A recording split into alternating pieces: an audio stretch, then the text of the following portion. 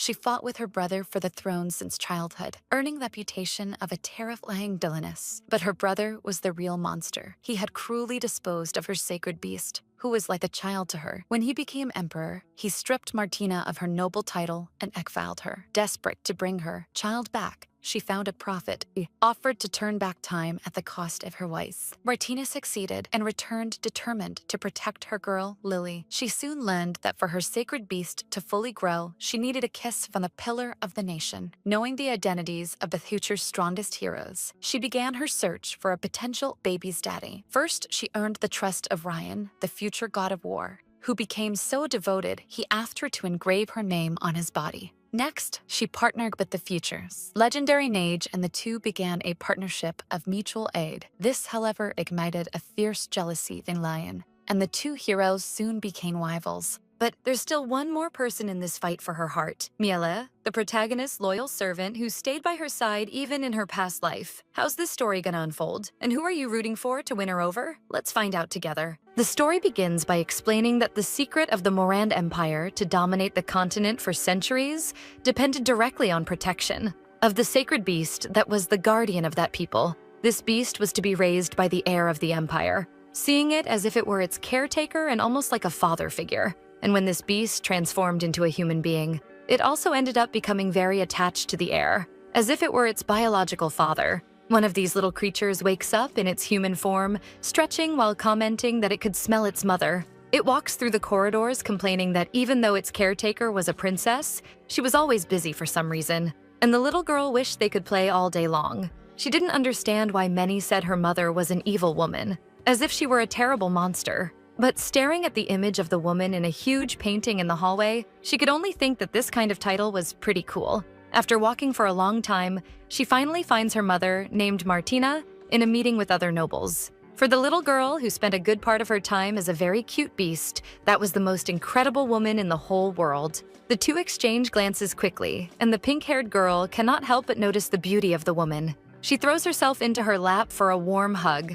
She asks them to do the thing they always did, and Martina agrees without a second thought. Then, they greet each other in a kind of secret touch, sticking their tongues out while staring at each other. And the nobles around the princess just watch the scene, not knowing how to react. Already in her mother's lap, the little girl whispers to ask if she had decided who would become her father. This makes Martina question if she was referring to the men who were having tea with her, and then explains that those were very dangerous monsters, despite being very handsome. Therefore, they were definitely not good candidates to be fathers. But that didn't seem to matter to Martina, who reassures the little girl that she only needed a mother while hugging the girl even tighter. And now the princess's main focus was to protect the little one, because in her past life, Martina lost that child. Although she did not tell her daughter this, she remembered as if it were yesterday when she was holding the little monster in her arms on a dark night. She was completely injured, but while trying to focus only on the little creature, someone calls the princess. It was Mayfield, the first prince of the empire, and also the girl's older brother, accusing her of having killed the sacred beast, which was the guardian of that kingdom, during the incubation process. And for that, her crime would be seen as blasphemy. Extremely irritated, the woman shouts that the child wasn't even dead yet, and she assured that she would take care of her and heal her. The little creature in her arms stretches, trying to touch the princess's hair, who stares at her motionless, filling with hope. Even with difficulty, the sacred beast calls for her mother, saying that she was feeling a lot of pain. Those words tightened the princess's heart even more, making her cry as she thought about what to do in such a desperate situation. Meanwhile, Mayfield continues with his attacks, saying that the court magician had already diagnosed the creature, warning that she wouldn't survive even for one more day. And then, approaching the woman, he orders her to confess her guilt, which makes Martina even more irritated. Shouting to the nobles present, the young man states that by an imperial decree, Princess Martina was stripped of her noble status, being sentenced to 100 lashes. He hadn't even finished delivering the sentence when his men began to arrive to arrest the princess. Furthermore, Mayfield, with his sadistic face, adds that Martina would also be exiled to the border of the empire. In her past life, she had become a complete failure, being painted as the woman who brought ruin to the empire and as a murderer of gods. After being humiliated by her brother among those nobles, she was exiled to a desolate border. Meanwhile, Mayfield inherited the throne. Before all these events, in the imperial battle for the succession of the throne, they both were tasked with taking care of a sacred beast that was still in the incubator. and the boy's beast was born without any problems and helped him reach the peak of success. That was the first victory the young man had over his sister in his entire life. But even so, the girl would never admit that she had been defeated. Alone at the border, the girl wandered dressed in rags that did not protect her from the cold in the midst of the snow. But she only thought that she had to find a way to bring her child back to life and try to secure the inheritance of the throne, which was hers by right. Thus, she used a stone she found along the way to break the chains that bound her feet. She had finally managed to escape from the exile convoy. Of course, it wasn't easy. After all, Martina was pursued and nearly killed by the men sent by Mayfield. And so she fled without stopping and searched without ceasing until finally she found the legendary prophet who could help her. Something that surprised her, as Martina was the first to find her whereabouts in 1,000 years. With great humility, the girl pleads for the prophet to bring her daughter back to life, whom she carried in a small box. And because of her courage and determination to find her, the prophet offers help. However, she questions whether the woman was ready to pay the price for it, for she would have to give her life in that world in return and start all over again. And the prophet asks her if she was willing to end herself for the sake of a better future. That left Martina frightened and made her ask for proof that she could trust the sorceress, who replied that she was a very clever girl for that. And wrapping the beast with her enormous stem, she explains that in this life she could not do much for Martina and her daughter. So she needed to know if she was truly willing to move on to a next life. Very different from this one. Pulling out a blade she carried with her, the protagonist thanks, ready to make her greatest sacrifice thus far, asking that the sorceress take her to a glorious future. Far from the forest, in the midst of the royal palace, the girl suddenly awakens as if waking from a dream. And the first thing she noticed was that she didn't have a single wound. She also hadn't lost any weight, and her hair hadn't been cut. Apparently, everything was normal. The girl stared at her own body in surprise, not believing that this was really happening. Just as promised, she had been completely reborn. The girl celebrates, already thinking about the enemies she had left in her last life. However, she noticed something very important.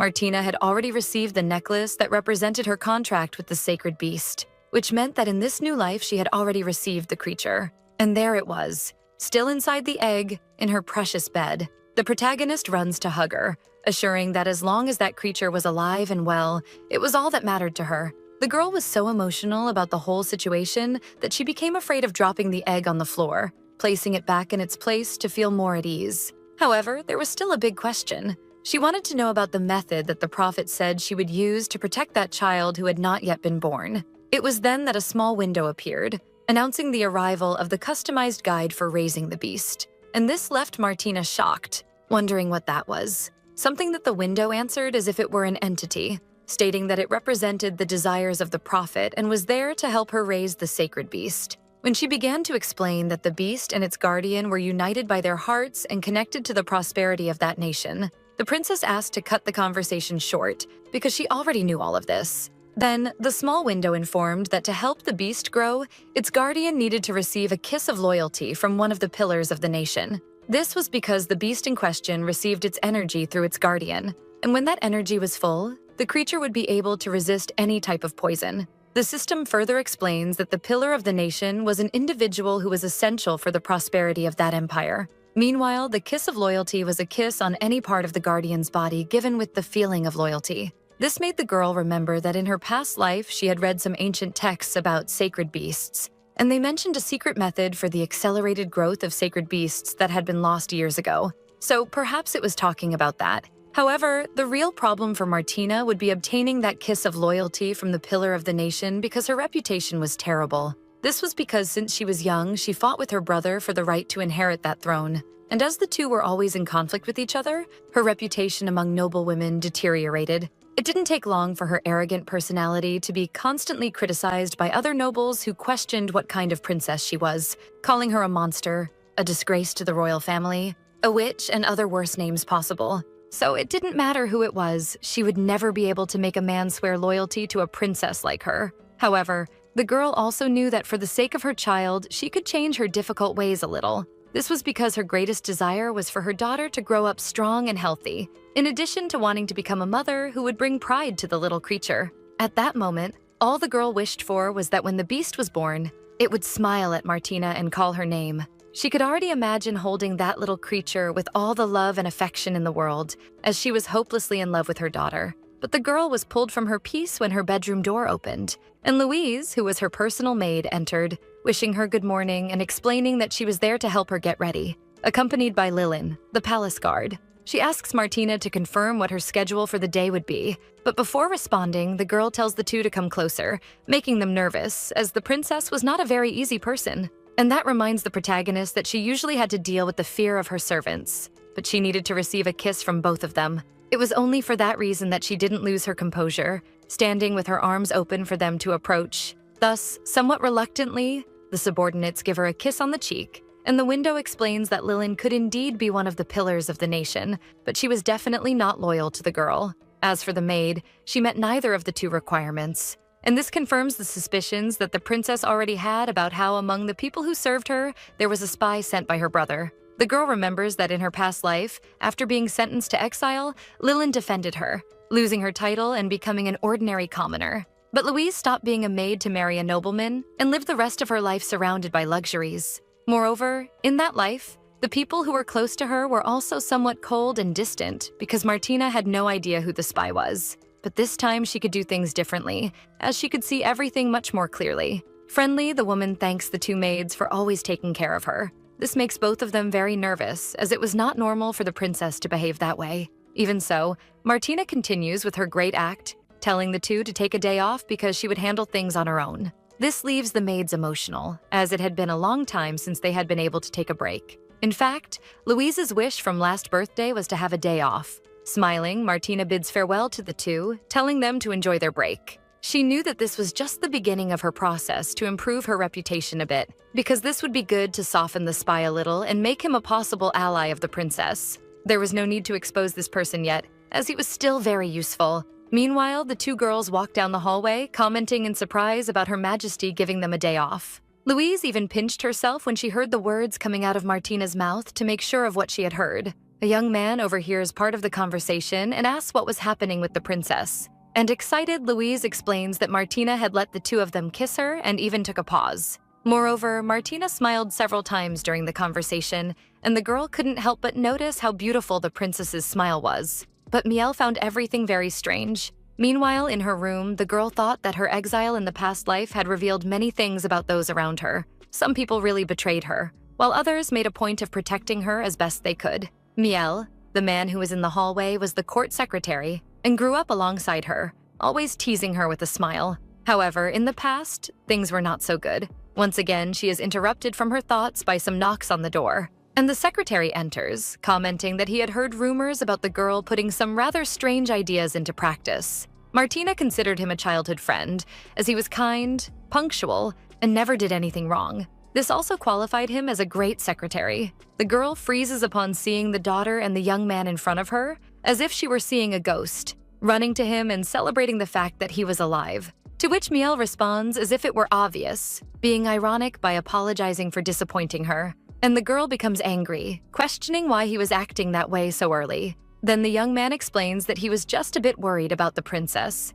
Meanwhile, the girl continued to be emotional. She couldn't help but comment on her happiness at seeing that the young man was indeed alive. This was because there was a moment from her past life that Martina would never forget, on her way to exile, to protect her. The secretary positioned himself in front of her, taking a blow that was meant to be inflicted only on Martina. Bleeding but still smiling, the young man asked her to run away and escape once and for all. Referring to the protagonist as his princess, he certainly had a crush on her. Now, in front of him, the girl was in tears. This worried the secretary, who said that in all the years he had visited her, he had never seen Martina cry. So he wanted to know what was really happening. The girl sighed, thinking about what to say. Then she made up an excuse that last night she dreamed something bad was happening to her great friend. But now that he was in front of her, she was sure he would continue working for her until he turned 100 years old. This comment made the young man burst into laughter, ironically saying that if she really intended to keep him working for so long, she was indeed a very wicked princess. And the girl joined in the joke, confirming that if he tried to leave early, she would find a way to drag him back again. It was then that she realized it was a good time to test Miel. He was a great secretary, managing to organize the princess's entire routine and even making 12 types of black tea, but she wasn't sure if that qualified him as a pillar of the nation. So she asked the boy to give him a kiss on the cheek, but the young man complained that the girl was teasing him again. not very successfully, since she threatened to cut his salary in half that month if he refused to do what she was asking. The young man was clearly irritated by all of this and questioned whether the girl had always been so full of demands. Then he obeyed the princess's request, making it clear that he had no chance of resisting her demands. However, as the girl already suspected, the window stated that despite his extreme loyalty to her, he was not a pillar of the nation. Even so, Martina couldn't help but feel a little disappointed, for it seemed that the pillars of the nation were the people who had some influence over her, which reminded her that during her exile, several very talented individuals had emerged, and using her memories from the past, she could use this to her advantage and recruit those people. Changing the subject, the girl asked what the day's schedule would be, something that Miel found quite strange, as it was not the kind of thing Martina usually worried about, but he decided to get straight to the point and just answer her question. In the morning, she would try on the dress for the upcoming season's balls, and the princess immediately began canceling that commitment, which was very boring. In the afternoon, she would have a tea party with the countess who had invited her as the guest of honor, which was even worse for Martina, who ordered that commitment to be canceled as well. This was because she had attended that party in her past life and remembered very well that the women spent the entire afternoon talking about arranged marriages for their dogs. Poor Miel continued with the schedule for the afternoon ball that his brother was going to host, but he made it clear that the girl didn't need to go. After all, she already had a terrible reputation regarding her family. But Martina interrupted him, saying that she would indeed like to be at that ball. This was because the future god of war would be there, and he definitely qualified as a pillar of the nation. His name was Ryan Heathning, the youngest prince of the Heathning Empire, a future general and the undefeated god of dark war. Although he had never paid much attention to his homeland and had left the palace to live as a teenage wanderer, after growing up, Ryan joined a group of mercenaries that further tarnished his image, painting him as a disgrace to the nobility. But that was before the Heathning Empire declared war on Martina's kingdom. For at that moment, the boy returned home and won all the battles, earning the title of God of Dark War. And in her past life, his grudge against the protagonist's kingdom began at that very ball. He had been hired by some noble to provide more security for her at the event, but accidentally ended up tripping over another woman. She remembered how he apologized for the unforeseen event, asking if he could help with anything, but the woman began to scream hysterically, calling him a filthy mercenary and telling him to stay away. After that situation, her brother, with the help of other nobles, removed Ryan from the party. But now, if Martina helped him survive this crisis, perhaps he could earn a kiss of loyalty. And who knows, she might help reconcile their nations in the future. And with that excitement, she ordered her subordinate to prepare her best dress, as she would definitely be attending that ball, something Miel obeyed without a second thought. Later, in the ballroom, all the nobles were gathered in their elegant attire. And in her past life, the relationship Martina had with those people was terrible, for she herself rarely attended those events. So now she wondered if perhaps it wouldn't be good to change that in this life, while she spent her time. Thus, she approached one of the nobles, Lady Sophia, commenting that it had been a long time since they last met, and the woman was clearly nervous when she complimented the girl on her appearance. Then she spoke to a guy, reprimanding him for the way he greeted her, and he quickly corrected himself while his colleague, Edgar, asked why the girl was gracing them with her presence that day. And Martina ended up letting slip that even she enjoyed seeing idiots go to this type of event, quickly reprimanding herself in her head for having said what she really thought. But the guy didn't back down, ready to insult her. However, he was interrupted by someone who said that every time the girl was present, danger followed her. It was Mayfield, being sarcastic and trying to put his sister down, despite calling her dear little sister. He approached Martina without a second thought. Trying to lighten the mood a bit, the Prince of the Empire warned that since the music had started, one of his guests should take the opportunity to dance. And the young man bid farewell, thanking for the invitation to the venue. The two siblings there, in a terrible atmosphere of tension. Martina stared at Mayfield as if she couldn't believe what she was seeing, disappointed in her own brother. He asked if she didn't hate being in places where he was the most esteemed, questioning why she decided to come to his ball. And the girl replied that she simply wanted to dance. But that answer was not at all satisfactory for the young man, who didn't believe a word of what Martina said. He whispered in her ear that all those people present there despised her or feared her, and therefore no one would want to dance with the princess. The girl's eyes went blank, as she was already used to Mayfield's provocations, while the young man continued telling her to stop embarrassing herself in front of the royal society, for a princess without a partner at her own ball would cause a great scandal. And then he suggested that if the girl put herself in his place and begged for a dance with her own brother, he would do her that charity. And then he suggested that if the girl put herself in his place and begged for a dance with her own brother, he would do her that charity. When she finally spoke, Martina said that wouldn't be necessary. And at that moment, what she had predicted happened. The scream of the other princess towards Ryan echoed through the hall. It was at that moment that, smiling, the protagonist declared that she had already found her perfect dance partner. In the eyes of the nobles, mercenaries were like dogs. They were people without loyalty, without pieces of land, without servants. And as long as you could give them some money, they could help you using their fighting skills, which meant they could work for one side today and for another tomorrow, like a dog that would go anywhere as long as you paid well. So why did people have to be nice to this kind of people? And there she was, complaining about the fact that they had brought a man as dirty as Ryan to that noble event. In fact, it was only because of this status that they decided to place the responsibility for what happened on Ryan. His employer complained, but the mercenary said he was just doing his job, protecting him at that ball. Even so, the guy continued to be hysterical, asking how he dared to speak like that. Several guards approached, telling the young man to kneel and take the blame quickly, or to leave the ball at once. When Ryan replied that he had already apologized, the others mocked, saying that his apology was insignificant, as he was just some commoner. They were only speaking to him that way because they didn't know Ryan's true identity. But if he acted in a hot-headed manner, without thinking, he could end up causing a dispute between the nations, which was better avoided. So he chose to remain silent in the face of that injustice. And only when the two nations went to war long after did the situations of the past come to light. Even with him almost out of the palace, the woman couldn't help but comment that he was very frightening, and one of the nobles approached her, saying that her courage to report what had happened would surely go down in history. But the woman only says that they shouldn't let that useless man ruin the event. Meanwhile, before the young man leaves the hall, someone shouts saying it was good to leave him alone, as he was her dance partner. This surprises even Ryan himself, who turns to look for who had said something like that. To his surprise, it was Martina, pointing at him, saying she had chosen him, asking who had dared to expel the princess's partner from the ball. The noblewoman approaches, trying to justify that the young man had assaulted, but the girl is unmoved, saying she would compensate the other with 2 new dresses if that was the case, questioning if she was actually hurt because she managed to hear the screams from far away. However, she didn't seem to have even a scratch. This is enough to leave the woman indignant, saying that she couldn't really want to dance with a lonely mercenary because she was a princess and shouldn't do anything to tarnish the royal family's reputation. But this doesn't shake Martina, who only asks if the mercenary had heard all of that, self-proclaiming a crazy princess and asking if he had the courage to take her to dance. Ryan was still surprised by the whole situation, somewhat lost, but he decided to take a risk, freeing himself from the guard's hands. And he explains that where he came from, strong women were like the fiercest war horses, and only the bravest warrior was worthy of taming them. And for that, he thanked Martina for finding him worthy to take him to dance, kissing her hand right in the middle of the hall. Thus, the ball continues normally, when one of the guards decides to report what happened to the prince. Mayfield only says that his sister was a very unpredictable woman, and she loved to do this kind of out-of-the-box thing. But to him, that didn't matter, because later he was sure she would come back crying to his lap.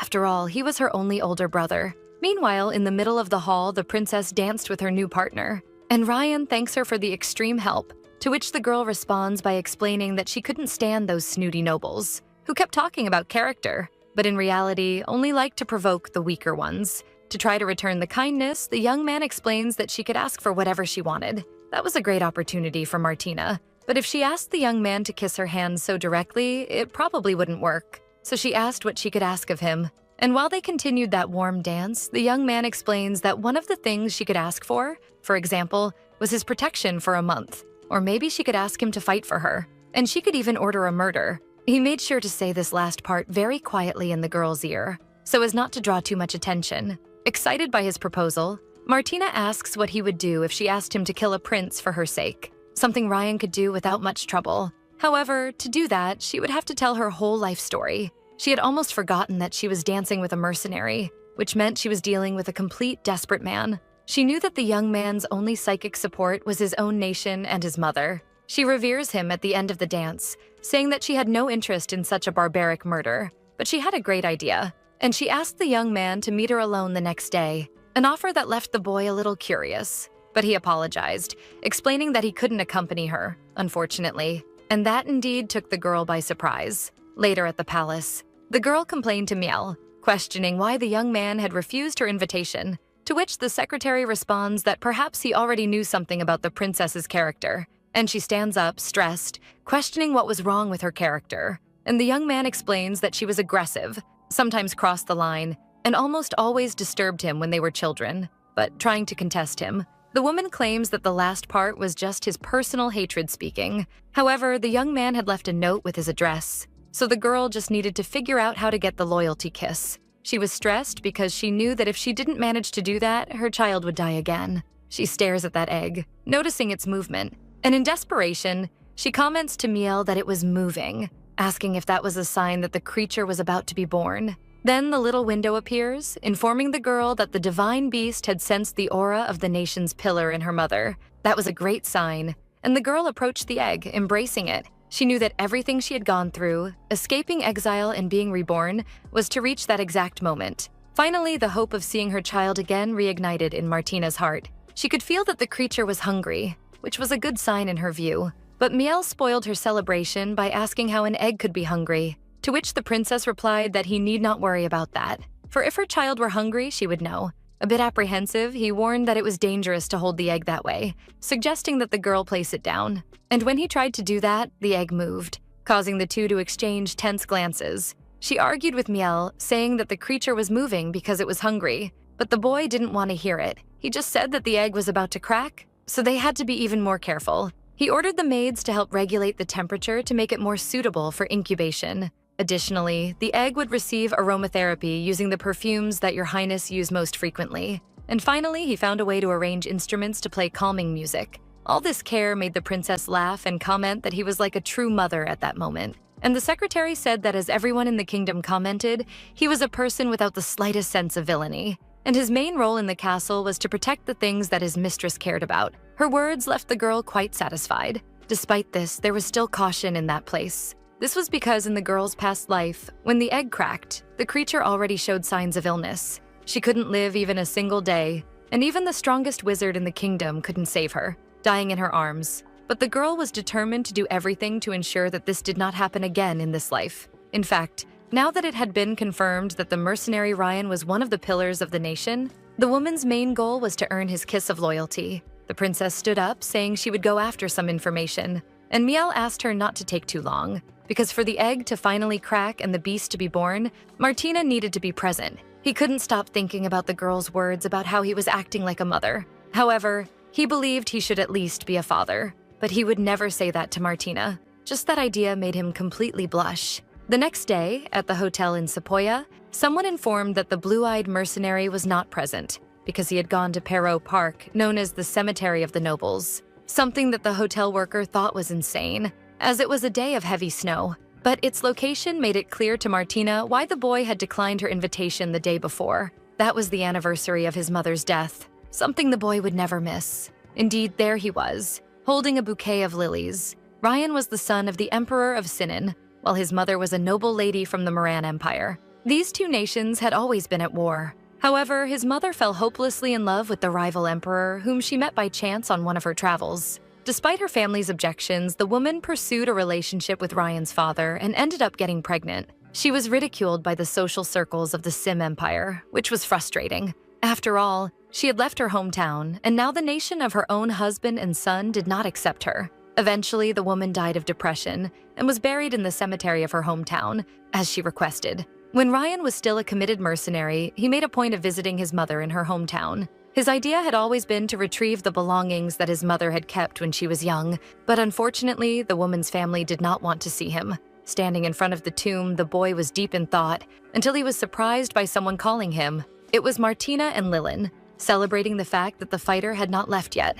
And smiling, Martina showed a box she was carrying, claiming it was a gift for him. The boy was quite disoriented and questioned what she was doing there, to which the princess replied that he would know as soon as he opened the box. The boy was very confused by the whole situation. After all, a cemetery is not exactly a suitable place for visits. To his surprise, inside the box were things that belonged to his mother, the things he had longed for. He was astonished by the contents, not knowing how the girl managed to get them. But all Martina said was that he need not worry, as she hadn't mentioned anything about her identity yet. He had only just learned that the boy was in the noble cemetery, and considering those intense blue eyes that were characteristic of Vitas's family, He discovered his identity by doing a brief search, but what the young man was really interested in was knowing how Martina had obtained those items, for the deceased's family had hidden anything related to her since the woman had fled. Thus, the protagonist reveals that she used her privileges as a villain to get what she wanted. Just as the young man at the hotel said, it was a day of very intense snowfall, which contributed to the tense atmosphere between the two.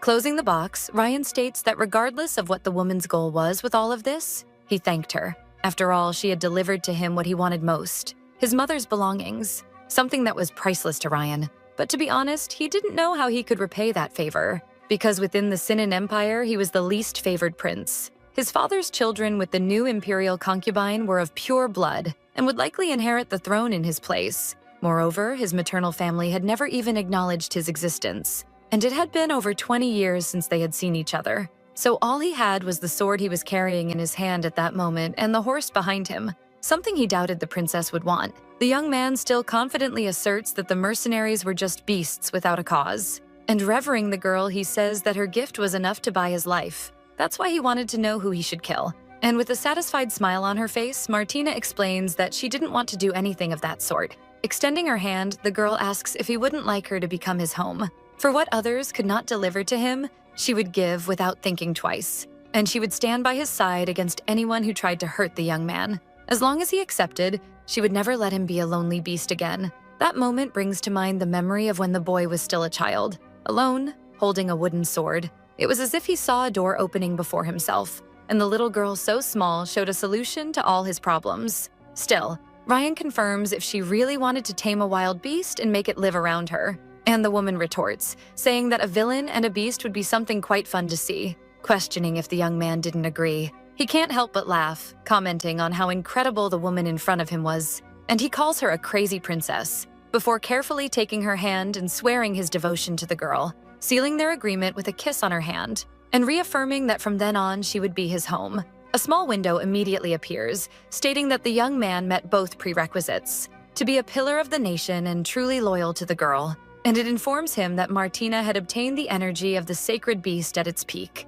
It also triggers an emergency alert, as having reached the size of the energy, the beast was ready to be born and its egg was about to crack. This makes the protagonist scream in disbelief. She didn't know how everything had happened so quickly, and her hysterical pose slightly startled Ryan, who had no idea what she was talking about. Therefore, he questions if she had already regretted their deal, asking why she seemed terrified, suggesting that she didn't want to accept his oath just like that. It was as if he would die if the girl changed her mind. So Martina needed to find a quick excuse. She makes it clear that she wasn't the type of person who simply changed her mind at the last minute. It's just that she had remembered something important she needed to do back at the palace. So she shouts for Lilin, asking how quickly they could get there. But the woman soon makes it clear that their carriage would only arrive by early afternoon at the latest, which was already too late for the girl. Behind Martina, Ryan places one of his coats over her to protect her from the cold, and the woman quickly protests, saying that there was no need to do that since she wasn't that cold, and she didn't care if she was. It was then that she was lifted by the young man, by surprise, causing our girl to scream. And while she was in Ryan's arms, he explains that it could get very cold when riding amidst intense winds. He places the princess on his faithful horse, explaining that since it was a very fast creature, he could get the woman to the palace before noon. However, he makes it clear that it would be an irregular path and the journey would be cold. Asking if that was a concern for the protagonist, she responds extremely seriously, not even caring if her hands and feet fell off from the cold, telling Ryan to take her immediately. Thus, the horse trots away, taking the two allies quickly, and the boy can't help but comment on how that crazy attitude was very characteristic of Martina. They finally arrive at the Imperial Palace of Morand, thanking Ryan for his help. Our girl states that she would contact him as soon as she took care of her daughter, and this last part leaves the boy astonished, confirming that he had indeed heard that, something that the woman responds to with a proud smile on her face, confirming that she indeed had a daughter, but she doesn't give many explanations. Entering the royal palace, knowing that that crazy princess had a child with someone he didn't even know left Ryan unsettled. He didn't know who he was, but he was sure that as soon as he learned about his identity, he would kill him. But he quickly suppressed that thought because it would probably provoke anger in the woman, and he didn't want that, because Martina would hate him if he did anything to the father of her daughter. So he just needed to be patient. In the princess's block, the atmosphere was very tense, because the egg containing her child was already starting to crack. Miel was pacing around that creature, complaining worriedly because the first person the beast should see should be the princess. And even though he had already sent someone to look for her, he was starting to worry that perhaps Martina wouldn't arrive in time at the palace.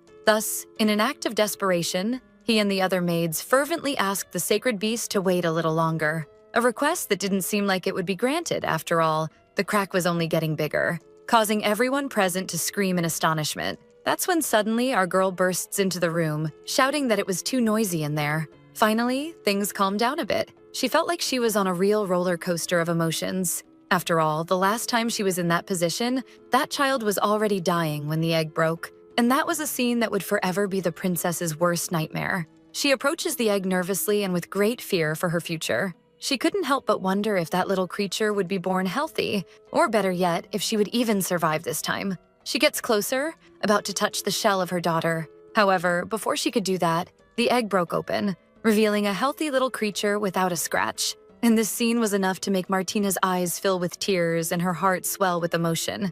She grabs her new daughter, very grateful, thanking her for being born healthy this time, like a true mother. Meanwhile, on the prince's side of the palace, the atmosphere was very different. Gloomy. His egg was also cracking, but it didn't have the same commotion as his sister's baby. In the room, Mayfield observed that distant scene, when the cub finally was born without a scratch as well. One of his servants congratulates him on the birth of his sacred beast, commenting that he had heard that his sister had also been blessed on that same day. However, the look with which Mayfield stares at him leaves him dazed as if he had seen a ghost. This is because the prince says he had ordered him to poison that egg himself, indignant at his servant's incompetence. Meanwhile, in the girl's room, things couldn't be better. Her cute little creature was drinking milk from a bottle like a real human baby. The woman watched her closely, thinking about how lovely it was to see that little thing drinking milk. It was fascinating to think that sacred beasts had the same consciousness as a 2 to 3-year-old child. However, if she kept drinking so much milk, she might soon be able to absorb magical powers. But that thought was quickly dismissed by the window that stated that sacred beasts gained almost no power through feeding, and the only effective source of magic for them was the loyalty kiss from one of the pillars of the nation. Something that the girl was already tired of hearing and asks if she had to gain long-term loyalty from as many people as possible, something that the system confirms. At least now she had found Ryan. The problem was that since he continued to be a mercenary, his next mission could be in a distant place like another nation. So she decided it would be better to hire him as her personal guard for a while. However, the window warns her of one thing, giving a hint that if the pillar of the nation didn't have enough experience, he could lose that status, leaving the princess confused. So that means if Ryan didn't go out traveling the world, he might not be able to become the god of Dark War, which meant that his decisions would directly impact his future. That was a lot of stress for the woman who just wanted to live in peace with her daughter. Suddenly, the little creature jumped out of the crib asking for a kiss and calling her mommy. This small gesture made Martina's heart race. She was so cute. And then she hugged her, giving her several kisses. She knew that no matter how difficult things were, she would do anything for her daughter. Alone with the creature, she told the story of a flower called Lily that existed in that kingdom. It was a flower that could grow for 300 years and even come back to life after being burned. And thinking about all this, she decided to name the little creature Lily, like the name of the flower lily in English, something that surprised the little one. With all the affection that Martina had for no one else, she made it clear that the creature was Mommy's Lily,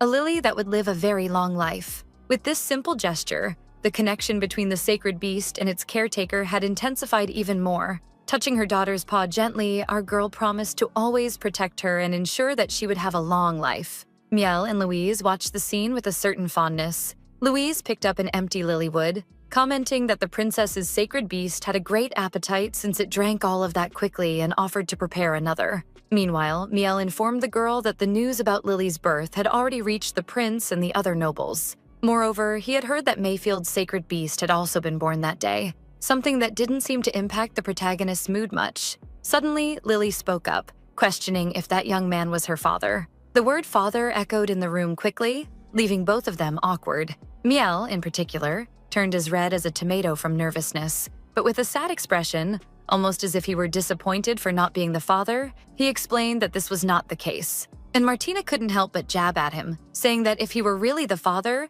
he would spend his life being disturbed by both his wife and his own daughter. That would make him a doormat. Trying to ignore that, Miel commented that the princess knew he had been single his whole life. Poor guy, he's stuck waiting for Martina to give him a chance. Then turning to Lily, he explained that although he was not her father, he was a servant of her mother, and that the thing the princess liked to do most in her free time was to tease him. The creature didn't understand any of these words, and the princess covered her ears, telling Miel to stop teaching the child the wrong things. The blonde questioned if the name of the sacred beast was Lily, and innocently, the creature introduced herself. This allowed her mother to take the opportunity to introduce Miel by name, asking the little one to call him that from then on. She couldn't be happier with that creature in her lap. After placing her in the crib, Martina asked if Miel had investigated Louise as she requested, and the young man explained that he checked the history of all the servants the princess had. He then became curious to know why she was so suddenly worried about a specific person, and staring at the bottle that the woman had prepared for her daughter with suspicion,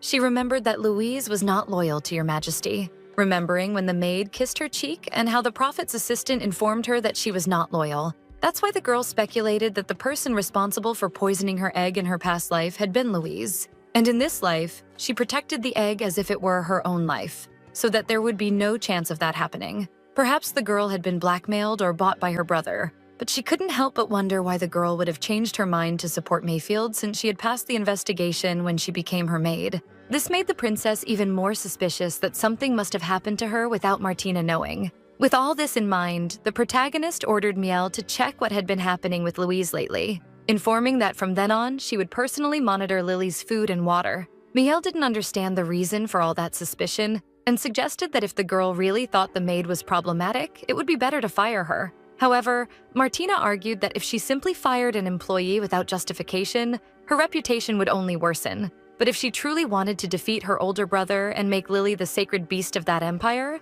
she had to focus on being a great mother. Meanwhile, in the kitchen, the creature's bottle was boiling, until it was opened even with all its contents intact, by the maid who had a mysterious vial in her hands. She had been threatened by the prince's servant who shouted asking if perhaps Louise was daring to challenge the villainess. For if the princess found out what she had done in the past, she would surely send 10 fierce dogs after the girl to eat her alive. And scared, the maid begged him not to reveal anything. Then, handing the vial to Louise, he instructed her to follow his directions. Now the girl trembled, unable to believe what she was doing. She pours the contents of the vial into the baby bottle and quickly takes it to the princess's room, informing her that the milk had been heated and would be ready for the child's consumption in about half an hour. She was already preparing to leave, when Martina slammed the book she was reading shut, showing her anger. And then, before the girl could leave the room, she stated that she wanted the maid's help with something, causing Louise to widen her eyes, not knowing what to expect. Louise trembles as she asks how she could help Your Majesty. And then, Martina responds with a serious look that she should drink that liquid, which is enough to make the maid lose her footing. The woman repeats that she had ordered her to drink that, but trying to escape a tragic fate, Louise questions how she could dare to drink the food of the sacred beast. Without further ado, the protagonist approaches the girl, holding her face, and asks why she wouldn't dare to drink the milk she herself prepared, insinuating that the girl might be hiding something. The closer she brought the baby bottle to Louise's lips, the tenser the maid became, not knowing what her fate was. But before making her actually drink the liquid, Martina says that if she doesn't answer her question, she will show the evidence, calling her servants into the room. Then, Miel enters the room with a lady, asking her to be careful. It was the maid's mother, who was extremely surprised to find her there. The lady happily comments that they had delayed to see the palace doctor, and he himself said he could cure her eyes. And all of this, because she was the Princess Martina's maid. The girl was surprised to hear that, and her mother continues, saying that as soon as she was cured, she wouldn't have to cry anymore because of her. The girl's eyes fill with tears as she says that this was great news and she was willing to do anything for her mother's health. Martina begins her speech talking about the family history, about Louise, about how her mother went blind out of nowhere, leading the family to despair. And because of this, the maid stole her ring to pay for her mother's treatment, but she asks her not to worry about that part, because she would only deduct the price of the jewel from her salary. Louise was very scared, and to make sure she had heard everything correctly, she questions if this meant that Martina would not fire her, to which she replies that of course not, despite being known as a villainess in that kingdom. She was also a mother and admired her maid a lot because she did everything for her own progenitor. Louise's eyes shine upon hearing those words. She didn't quite know how to respond to her mistress. And then, in a desperate act of gratitude, she revealed that the milk had been tampered with poison, for someone had tried to assassinate the sacred beast. And then she claims that she would tell everything to her mistress. Amidst tears, she says that it was all her fault. Trying to ease the situation a bit, Martina explains that she would wait for the girl to hear more about the matter, but she tells her to take the opportunity to go for a walk with her mother, whom she probably hadn't seen in a long time and surely missed. Obeying her orders, the girl leaves the room with her mother. After being alone with the girl, Miel confesses that he was surprised she hadn't punished Louise directly, and instead of doing that, she asked the boy to look for her mother, something that was very out of character for the princess. She quickly turns around, questioning if he was insinuating that she was some kind of disrespectful monarch, and the boy smiled, saying that wasn't quite what he meant. However, for Martina, that was what Miel's eyes revealed. They turned to each other, affirming with certainty that she would do many more things that would surprise him, and all he needed to do was wait for them to come. The girl walked out beaming, happy that her plan had worked. However, Miel did not share the same expression. It was as if he were worried about something. And all of this was because, despite Martina definitely being the same person, her personality was changing drastically. If she were really the princess of the past, she would never give another chance to someone who tried to betray her trust. And if anyone tried to offend her in any way, they would end up losing their life. In fact, the girl had already made countless enemies just because of her strong personality. She was called a villain and even a witch within the social circles of nobles and even commoners. Although she had a cute side, that side was only known to Miel, and perhaps he was bothered that other people were getting to know a side that was previously only for him. Therefore, the young man wondered about the reason for such a drastic change, considering it all to be the result of the birth of the sacred beast, even though it seemed like a very sudden change. He couldn't help but think that something might have happened to Martina that he didn't know about, even though the girl entrusted all her secrets to him. Over time, the news that two sacred beasts were born on the same day and hour eventually reached the ears of the nobles, causing a murmur within the Moran Empire. This was because these creatures had a unique method of reproduction. When the old emperor reached the end of his life, the current sacred beast would lay an egg. This egg was given to its heir, and if he was legitimate, the beast would successfully hatch from the egg. However, if the heir failed to hatch that egg, his little creature would die, and he would be considered someone of dirty blood. Because of this, failing to hatch your sacred beast was punishable as a true crime. Martina and Mayfield's father, who was the current emperor, became extremely ill for 2 years, and thus his sacred beast gave rise to 2 eggs, which meant that both of his children were legitimate heirs. And this was the first time something like this had happened in history. Because of this, the Council of Nobles decided that the person who managed to hatch their sacred beast's egg first would inherit the throne. However, the real problem was that the eggs hatched at the same time. A carriage arrives at the palace, leaving Martina accompanied by Miel and her sacred beast. The secretary helps the girl down and takes the opportunity to ask if, by any chance, she was nervous about the whole situation. This was because she was there to formally attend the Council of Nobles for the first time, and there were many people who did not like her in that space and wanted to remove her from the royal family by any means. The girl did not seem bothered when she commented that none of those snobbish nobles believed that the terrible princess would be able to hatch her sacred beast's egg, and they might even blame Lily. And Miel couldn't help but comment that this was also the first time he saw his princess so depressed.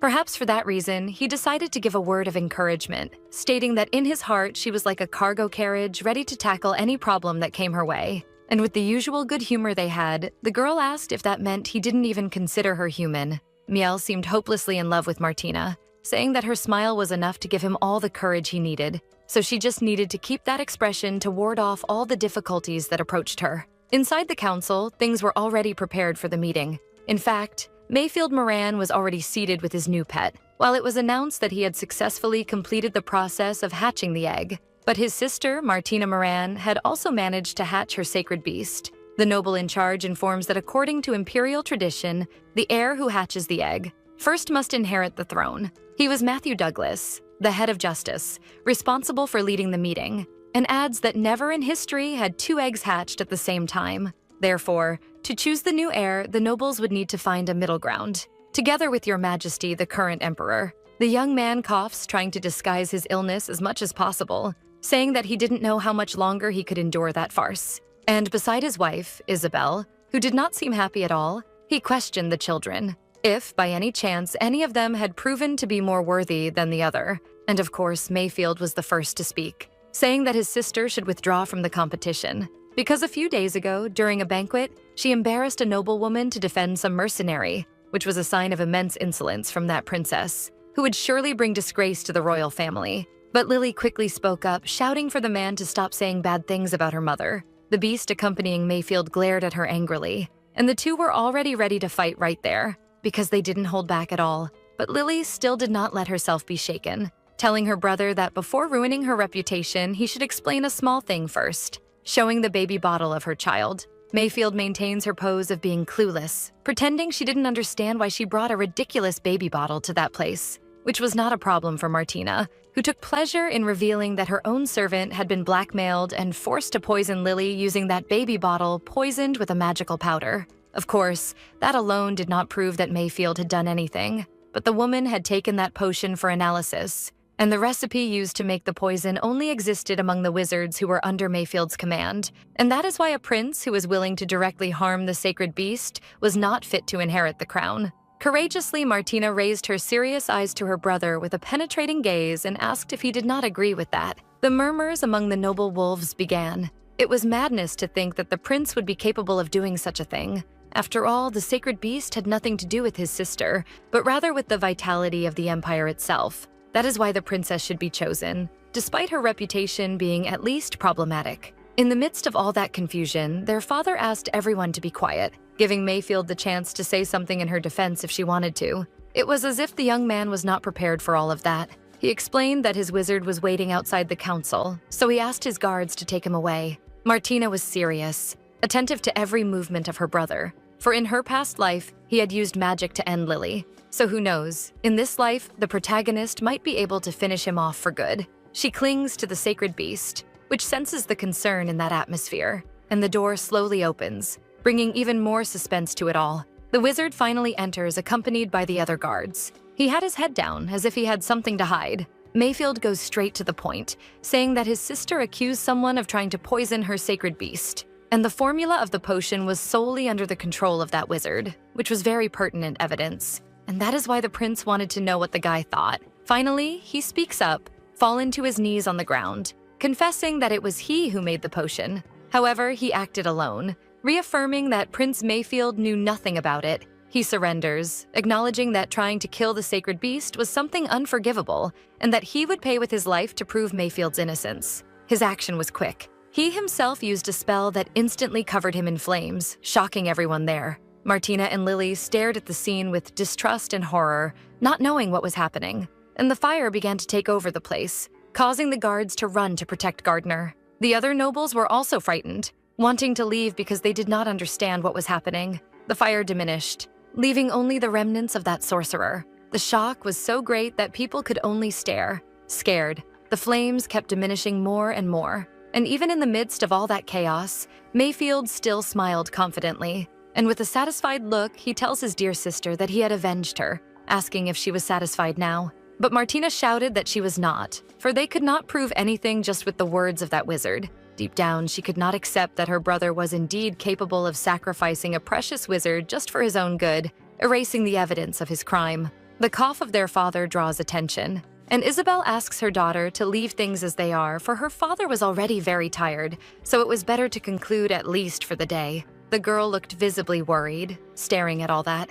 She hated that theater of her family. To further insult her, her mother made a point of saying that she did not believe her brother was capable of hurting her so directly. Thus, with a sad expression, Isabel decides that the issue of the successor to the throne would be the topic of the council for the following month. But now it was better to retreat. Quickly, the nobles disperse, returning to their activities. Just like Martina, who leaves with him slowly. But she is stopped by her brother. Maliciously, Mayfield asks if she did not think they were very similar, both proud, very skilled, and eager to deal the final blow to each other. In fact, they shared the same cold and lifeless gaze. The girl thinks for a moment before responding, turning to her brother, with a frightening look before saying that if he did not like those eyes, he could tear them out at any moment. Mayfield changes his tone, stating that his father was weak and his mother had no real power. Furthermore, 70% of the noble houses considered his commands. The Order of Knights also served, and the wizards had allied with him through a contract. Therefore,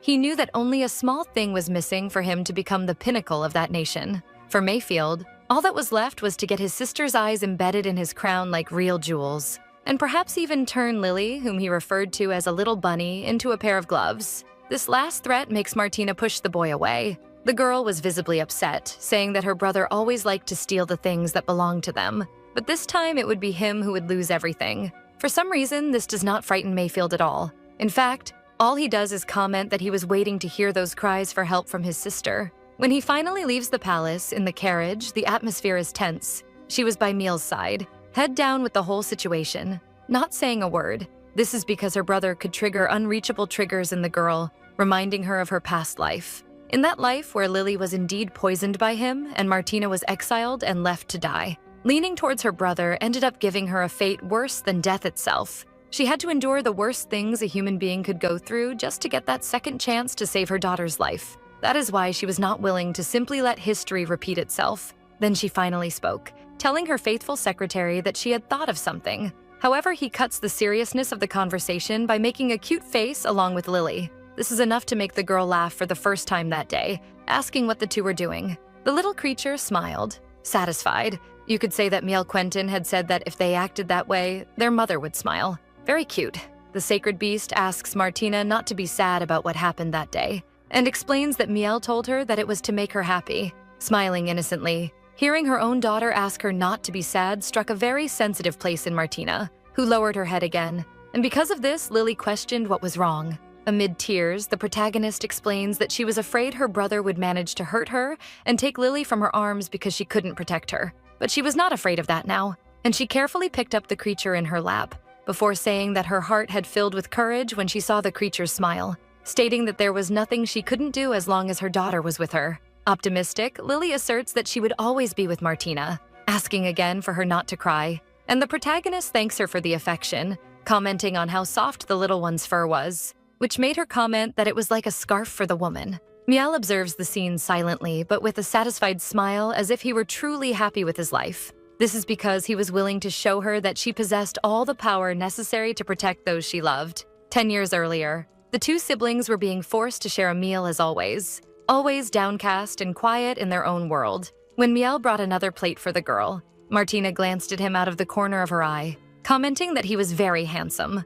But Miel ended up not hearing properly and asked her to repeat, please. To which she replied that his eyes were very beautiful, like the grass in the garden. Mayfield interjects in the conversation, asking if she had really used such a vulgar metaphor, and suggesting that her tutor was an idiot who also had no manners. The comment ends up upsetting Miel, and he withdraws, before saying that he was grateful and honored to receive such a compliment from the princess. But Martina asks him not to be shy and just ignore her idiot brother. Being called that in front of a servant does not make Mayfield happy at all. And later that day when he was in his quarters, Miel had to bring water to the boy, who grabbed the cup roughly, throwing it far away onto the floor. The little boy got nervous and was ready to pick up the shards, asking if the prince was hurt. But all Mayfield did was ask if at least he knew how many other servants could be bought with that cup that Miel had broken. This left the little boy confused, and he tried to defend himself, saying that he hadn't broken anything.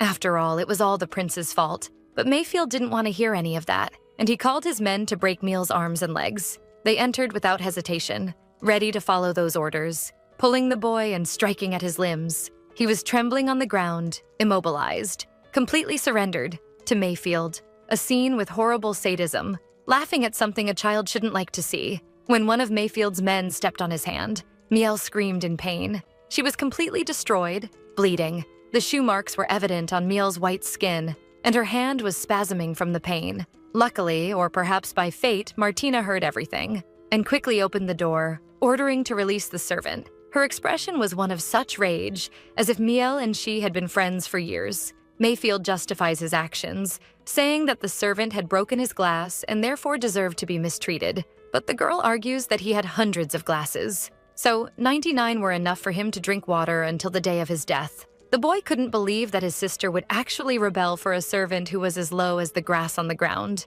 But that didn't matter to the girl. She argued that even if he were indeed grass, she wouldn't just ignore that absurdity. Then she turned her back on her brother, heading towards Miel, who opened her eyes, somewhat unsure of what to expect from that transformation. At that moment, the girl extended her hand, asking if he would like to become his own servant, and promising that if he did so, she would protect him without thinking of the times. Thus, Miel raised one of her uninjured hands to the girl, holding her in a gesture of desperation and gratitude. Their clasped hands were like a silent agreement that everything would be all right.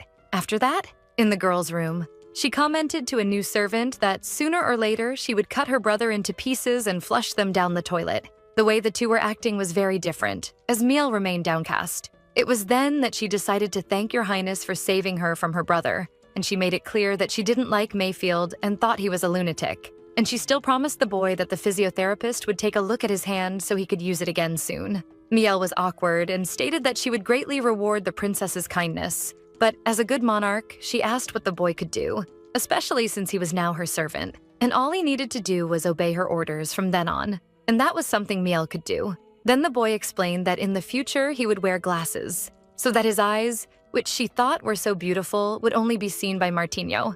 That made her blush. She didn't quite know how to respond to boys at that age, so she just turned around saying she could do whatever she wanted, but that from then on she would command and uncommand Miel, who assured that she would obey everything without complaint. Returning to the present, that boy who had been Martina's companion since then asked what she planned to do next regarding her brother. After all, Mayfield had immense power in his hands, and many other wizards had already signed contracts with him. However, according to her investigations, most of those sorcerers associated with Mayfield had a mediocre level of skills. So if her boss could sign a contract with a high-level wizard, it would greatly help her reputation. Thus, Martina explained that she agreed and needed to find a very strong wizard to become her assistant, or her brother would continue using magic to hurt Lily. But she confessed that she wasn't planning to look for someone who was already a high-level magician.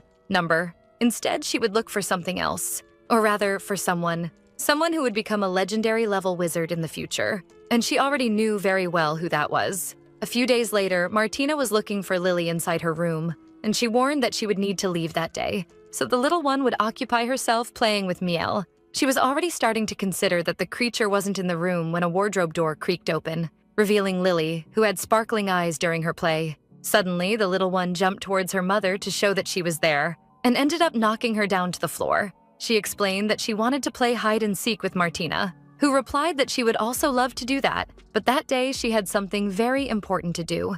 A little window appeared, congratulating the princess for caring about her daughter, and explained that now she could give a little more energy for Lily to grow. Miel pulled her from the protagonist's lap, who promised to bring some toys from her outing for her, and the servant asks the girl not to worry, as he would take great care of the sacred beast. She was more concerned about the toys she would receive. The two talk briefly, and Martina explains that she would meet the wizard that day, because if she could sign a contract with him, her daughter wouldn't have to worry about the black magic her brother used. Then she says goodbye, wishing both of them a good day. And Lily looks at the butler seriously, before calling him, and he responds immediately, asking what it was. The little creature asks if, by any chance, the young man would like to go with his mother to the city. This makes him a bit curious, as he didn't know what was driving this desire. But the sacred beast reveals that every time Martina left, he would stare at her deeply. Miel looks at Lily for a moment, thinking about what to say to such a wise creature. And when he finally responds, he explains that giving everything of himself to Martina always brought him a happiness that was enough,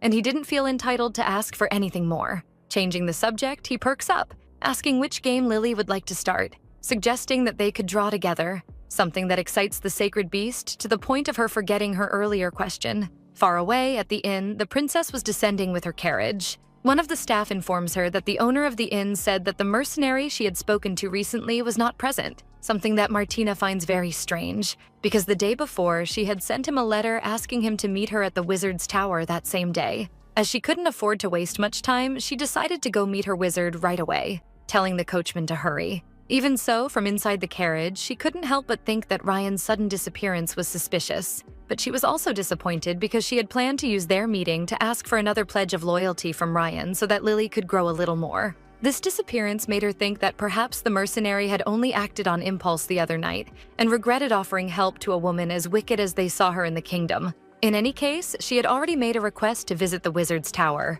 so she would worry about finding Ryan later. At that moment in time, the future legendary wizard, Phoenix, was just an ordinary student inside the magic tower. In fact, his family was entirely of commoners, and during his stay at the school, he was not very recognized. However, years later, Phoenix wrote in his memoir that on the day Martina was going to visit him, he had been framed by other students and expelled from the magic tower. The school was enormous, with beautiful architecture, and in one of the classrooms, one of the teachers was yelling at poor Phoenix, asking if that was really the final project he wanted to submit, explaining very angrily that the task was to freeze some element of fire using ice, but the boy had frozen a fly, which was absurd to him. In front of the whole class, the young man humiliated the poor student, calling him trash and questioning whether he really thought he deserved to be studying in the Tower of Wizards. The boy was very angry and confidently stated that he had submitted a project with a frozen element of fire, so someone must have swapped his last-minute submission. But the teacher didn't believe him. It was too impossible for him to imagine that any noble classmate of that poor commoner would have bothered to swap projects with him. The whispers in the classroom didn't stop, and all the other students seemed satisfied with the scolding the boy was receiving. One of the arrogant students caught the teacher's attention, stating that even the scrolls Phoenix used to do his assignments were terrible and would go straight into their trash bins. So there was no reason for a noble to steal anything from that boy. Another young man made a point of humiliating Phoenix, saying that he had to rummage through the trash to finish his assignments and worked in the school kitchen just to buy his uniform. So there was no reason for someone like him to be learning about magic, questioning whether he thought learning the same things as the nobles would lead him anywhere in life. The teacher was already fed up with that boy, saying that the Tower of Wizards would not tolerate a student like him, and since he had already given a prior warning, if he made any more mistakes, he would be expelled. And so, from that day on, Phoenix would no longer be a student of the Tower of Wizards. And this statement made his world collapse, but he tried to hold back his tears, taking his work back and acknowledging the punishment he had been given. But it makes it clear that even if he was no longer a student there, he would continue learning more about magic. And by disintegrating the parchment in his hands, he makes it clear that he would create a type of magic that none of the men in that room had seen before. The professor, however, did not believe this, accusing the boy of having a hallucination. After all, that school was the pinnacle of magic. But he decides not to argue further with the boy, telling him to pack his things and leave soon, for that was not a place for people like him.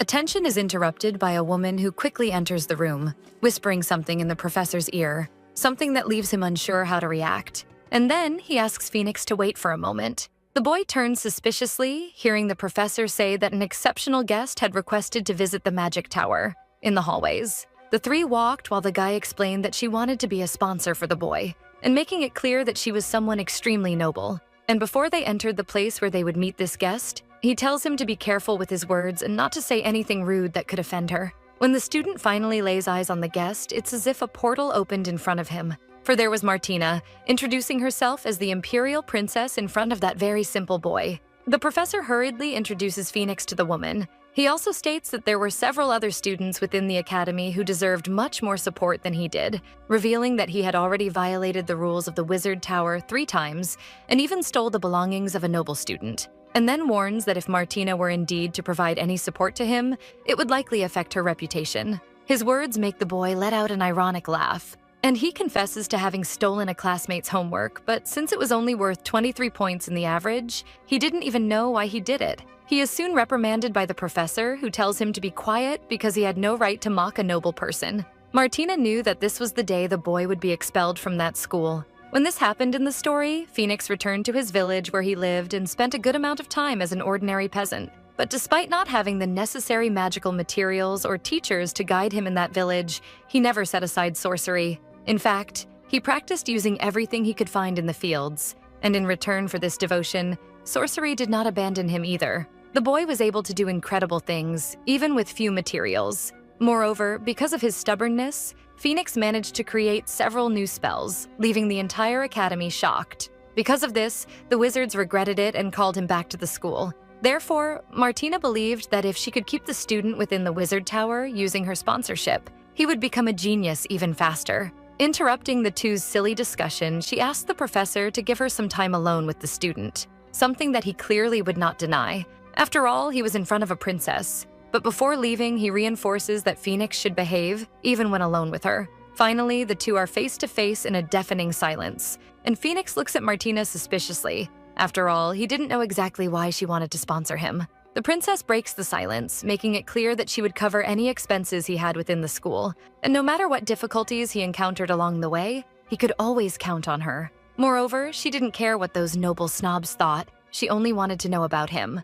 And getting closer, which clearly made that boy nervous, she asked if Phoenix would accept her as his sponsor. The boy lowers his head, pondering all of this. Before saying anything, he removes his cloak, leaving Martina very confused. When he started to take off the other pieces, she began to get a little nervous and questioned why he was doing this. The woman was already desperate, telling him to wait, because Phoenix was already very excited about all of this. She closes her eyes and asks if he really thought she wanted that kind of relationship with her student, making it clear that she had no intention of doing anything with him and telling him to get dressed quickly. It was then that the boy revealed his torso, all marked with scars, explaining that he just wanted to show her what his last sponsor did to him. The princess opened her eyes instantly, shocked by all of this. When she asked if that person had hit Phoenix, the teenager replied that this sponsor was a lord who deeply hated magic, and in fact, what he wanted was a magic slave. Only that, since most of the wizards were nobles, he couldn't do that. However, for this man's luck and Phoenix's misfortune, he was just an ordinary magic student. When he went to school, he said he would sponsor him in exchange for his services. But every time the boy used magic, he was brutally tortured by this man. Therefore, pulling Martina's delicate hands, he asked if he could ask a question. And placing that hand on his chest full of bruises, he questioned whether by any chance she intended to do the same to him. The boy was being so real with his feelings that the princess was in complete shock. It was a feeling of great confusion. After all, the boy couldn't simply trust her, but he also wanted her help very much. If one were to make an analogy, it was as if he were a stray cat that had been through a lot. But if that were the case, she would only need to enchant him using a toy mouse. Of course, metaphorically. Therefore, putting his shirt back on, the protagonist stated that she knew that, regardless of what she said, he wouldn't believe her. So, she decided to make a proposal that would be a bit more advantageous for the boy. Every time he completed one of his goals, she would sponsor him for a year. And the first of them would be to create a kind of portable magic fountain. Phoenix soon became euphoric, asking how she knew that this was the boy's research. And he didn't even let her answer because he himself had stopped researching since he didn't have enough magical material. So, he gave up. Trying to touch on a deeper place within the boy, Martina explained that this winter had been terribly cold. And because of that, many people from the place where Phoenix came froze to death. So, she was thinking about that same purpose. After all, as the princess of the empire, she wanted people to have a comfortable winter, just like she had in the palace. That's why she really wanted the boy to accept and continue that research in her name. Phoenix had nothing to say. He stared at that woman he didn't even know in shock, but he soon perked up, like a stray kitten seeing a toy mouse. And he asked if she could get the materials, taking the opportunity to mention that there were other students stealing his things. So, he would really like to move to a room alone, but he quickly apologized for making so many requests. However, Martina didn't mind. After all, she herself referred to herself as the most infamous princess in the kingdom, and there was nothing she couldn't do. Then, she winked conspiratorially at the boy, who finally seemed to feel comfortable. He laughed, saying that, by the way, he was also the most hated student by all the teachers there, so he would really like to be by her side. Quickly, he approached Martina, pulling her hand and explaining that he had heard that kissing someone else's hand was a way to show loyalty. But apparently, this was a gesture made by knights. So he preferred to ask if he could do that with the girl before advancing to her hand. The protagonist was shocked and a bit awkward, because she hadn't imagined that Phoenix would be so much like a kitten or a puppy in that way. She didn't know how he had managed to get that kiss of loyalty so quickly, but now that it was happening, all that was left was to enjoy it. Thus, Phoenix placed a soft kiss on her hands, with the utmost devotion. Martina could swear she was dreaming, because she didn't expect that boy to be so quick in his actions. However, the little window made it clear that despite being one of the pillars of the nation, his loyalty wasn't quite sincere. This left the protagonist a bit disappointed, because that meant that the act of sincerity was a huge lie. And staring at her new sponsored student, the princess wondered if that future wizard was also great at pretending. Even so, she smiled, because that would be an interesting partnership. Moving a little away from the girl, Phoenix asked if in the future he could request some research materials using her name. Out of nowhere, someone entered the room, quickly pulling the boy by the collar of his shirt. It was Ryan, with his usual ogre-like demeanor, lifting the boy and saying that this wouldn't be possible. Martina shouted, reprimanding him, and asking why he had only shown up at that moment, as she had gone to the inn to fetch him and hadn't found him. So she needed to know where he had been, something that the man didn't answer, only stating that Phoenix was a dangerous guy. He was already ready to draw his sword, saying that if Martina allowed that boy to be by her side, he would surely put her at risk. And with a dark look, he made it clear that with the princess's permission, he could eliminate Phoenix once and for all at that moment. The boy does not fall behind and begins to chant his protective magic, fearful of that mercenary. But the princess knew that Phoenix was just any magic student. What made her wary was that even the teachers within that school could not see the boy's talent. So why and how did Ryan manage to? Was there some kind of special connection between the pillars of that nation? Like a kind of survival instinct among the powerful beasts that sustained the empire? Without waiting for Martina to say anything, Ryan advances on the boy, saying that if she could not make that decision, he had no problem with it. Phoenix was clearly nervous. After all, he had a sharp blade very close to his shoulders. But before that pathetic battle could begin, Martina shouts for both of them to stop, and they stare at the girl out of the corner of their eyes, not knowing what to do. The princess was clearly stressed and said that both of them were loyal to her, which made them her servants. And none of her servants could act without her permission beforehand. Phoenix quickly strikes a good guy pose, saying he was very scared of the situation and apologizing to her. The girl pulls him, telling him to follow, as she would talk to her teachers about how she could provide some support to him. After ensuring that his new quarters and research materials would be taken care of, she asks if there was anything else the boy wanted, but he declines, as just having materials to continue researching was more than enough. Before leaving, she looks at Ryan coldly, reprimanding him with a glance. He was also not happy with this situation at all, but she asks him to calm down and meet her at the carriage once he was more at ease.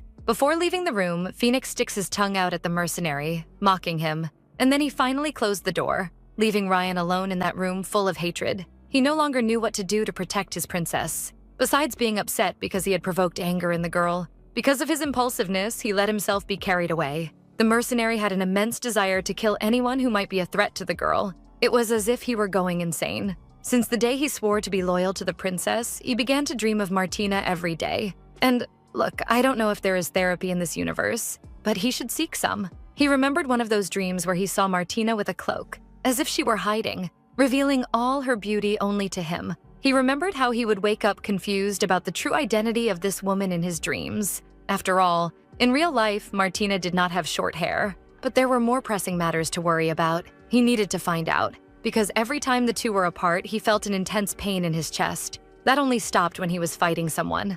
Amidst these daydreams, searching for an answer, Ryan wondered if perhaps this feeling was a result of the royal blood curse, that despite giving him many powers, also turned him into a maniac who could hardly control himself. Almost never. Presently, the boy was staring at Martina and Phoenix from the window. To try to forget a bit of this pain, he ended up taking on more mercenary missions, because only physical exhaustion and a lot of cold water could calm him down. Remembering Martina, who no longer left his mind, the boy wondered how he could simply pretend to be a normal person amidst so much. Meanwhile, outside the academy, Martina was waiting for her mercenary. She was satisfied that she at least got to meet the future legendary mage, and she had also decided that she would find out later what his deal was with his promise of loyalty. She was quickly pulled from her thoughts, her eyes widening upon hearing Ryan with a serious expression in front of her, but perhaps a bit more controlled than earlier. She approaches, asking if the boy had managed to calm down, and explains that she knew that even though he had sworn loyalty to her,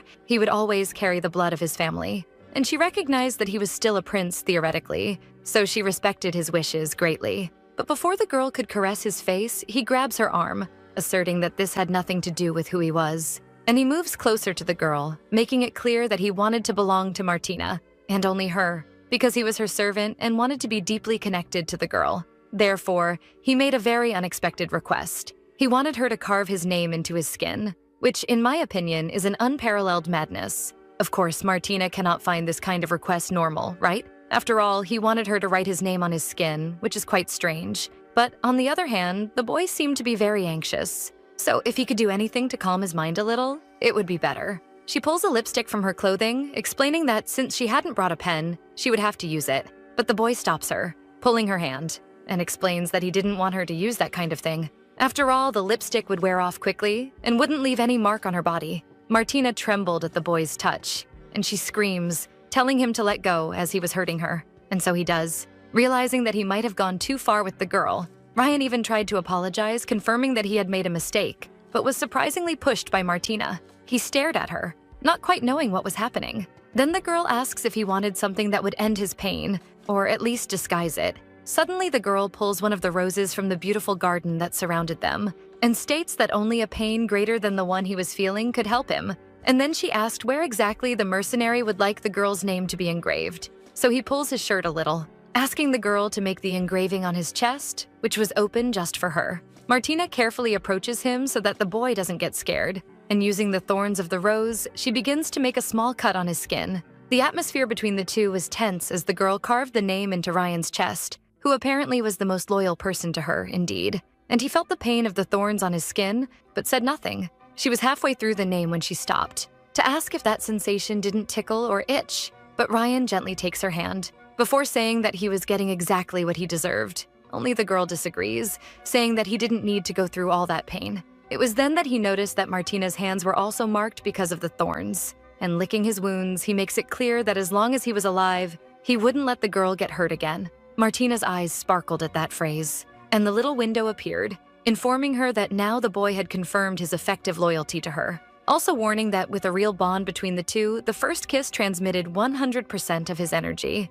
but the following ones would reduce by 50%. This completely broke the girl's mood, who didn't understand why it always had to decrease, questioning whether the little window was the one consuming the energy that was diminished. And the system made it clear that this rule was created by the first emperor and the first sacred beast to ensure that the heir could form more bonds within his kingdom and not die with just one kiss. Separating a little from the boy, she reveals that she had something for him, and then she hands him an envelope, informing him that this was his guest seal. So if he ever wanted to visit her one day, he could show it to the guards. But she makes it clear that he could only use that once. He feels a bit disappointed, asking if he could really only visit her once. But the woman says that she just wanted to have a knight to serve her and not a lunatic, informing him that if he proved to be someone better, he might earn other invitations in the future. And then she says goodbye, informing him that they would see each other later, leaving that boy who was completely taken by the princess's charms alone, staring at that carriage moving further away. Ryan touches his chest carefully, certain that that night would be much better than the others. Inside the carriage, the atmosphere was quite different. Martina was scared because the only knight she had turned out to be a total maniac. She couldn't forget the boy's face while he licked his blood off his hand. In fact, she had prepared 3 invitations for him initially, but this whole visit could make things even worse. She also had more things to think about at that moment, because she would have to learn to deal with Phoenix, who was a lying and treacherous cat. As for Ryan, he was like a crazy dog who could do any kind of craziness out of nowhere. And all this contact made the girl wonder if all the pillars of the nation were so dangerous. All of this was very exhausting for the princess, who just wanted to raise Lily in peace. Back at her castle, she was already heading to her room, and she couldn't even enter before Miel found her to say that Lily seemed to be getting sick. And then a warning came to Martina, who quickly asked what had happened, to which the servant replied that out of nowhere, the little creature's stomach had started to shrink, and she said she was feeling pain because of that, which was very strange since all Lily had eaten that day was milk and nothing else. The woman enters the room worried, asking the creature to let her see what was wrong. The little creature was in extreme suffering and felt its stomach hurting nonstop. She was grunting, making her mother even more worried. Martina gave a little press, asking if it hurt when she did that, but the creature replied that actually the pain was coming from inside. However, the more the princess pressed, the more the creature complained. Martina couldn't help but worry since she had done everything to ensure her beast grew up well. So she asked the little creature not to be afraid as she would find a way to heal it. She would discuss its situation with the doctor and return shortly to be with it. And the little creature responded by grabbing the sleeve of her dress, asking her to really come back soon. The girl left the room, finding Miel right at the door. She confirmed with him that Lily hadn't eaten anything strange that day. But the servant reaffirmed that she had only had milk that morning and he himself had inspected it beforehand. The woman was desperate, already believing in the possibility that she had touched something she shouldn't have or that her brother had sent a wizard there again. She didn't let Miel say anything and bombarded him with questions. She wanted to know if Lily had encountered anyone strange and if the servant had checked all the things the creature had touched because there could be something enchanted there. Trying to contain all that anxiety, the servant pulled her by the shoulders, telling her to calm down. And it was as if reality began to materialize in front of the princess. Trying to stay calm, the servant explained that he had checked all the things Lily had touched and there was nothing suspicious. Moreover, she hadn't had contact with anyone else besides him, and the two had spent the whole day drawing. The protagonist remained silent. There wasn't much to say, but soon she lowered her head, worried about her daughter. Our girl tried to calm down, remembering that she was in the imperial palace and that she was still a princess of that empire, so she had everything she needed to protect the little one. In the embrace of the two, Miel comforted her, saying that she hadn't lost Lily, especially since the girl had found the person who had tried to poison her daughter before, so she had succeeded in her task of protecting her. He also explained that the sacred beasts were products of magic, so human doctors wouldn't be able to do much. Therefore, after Martina calmed down, they would take Lily to see a sorcerer, something the princess agreed to, explaining that she had panicked earlier.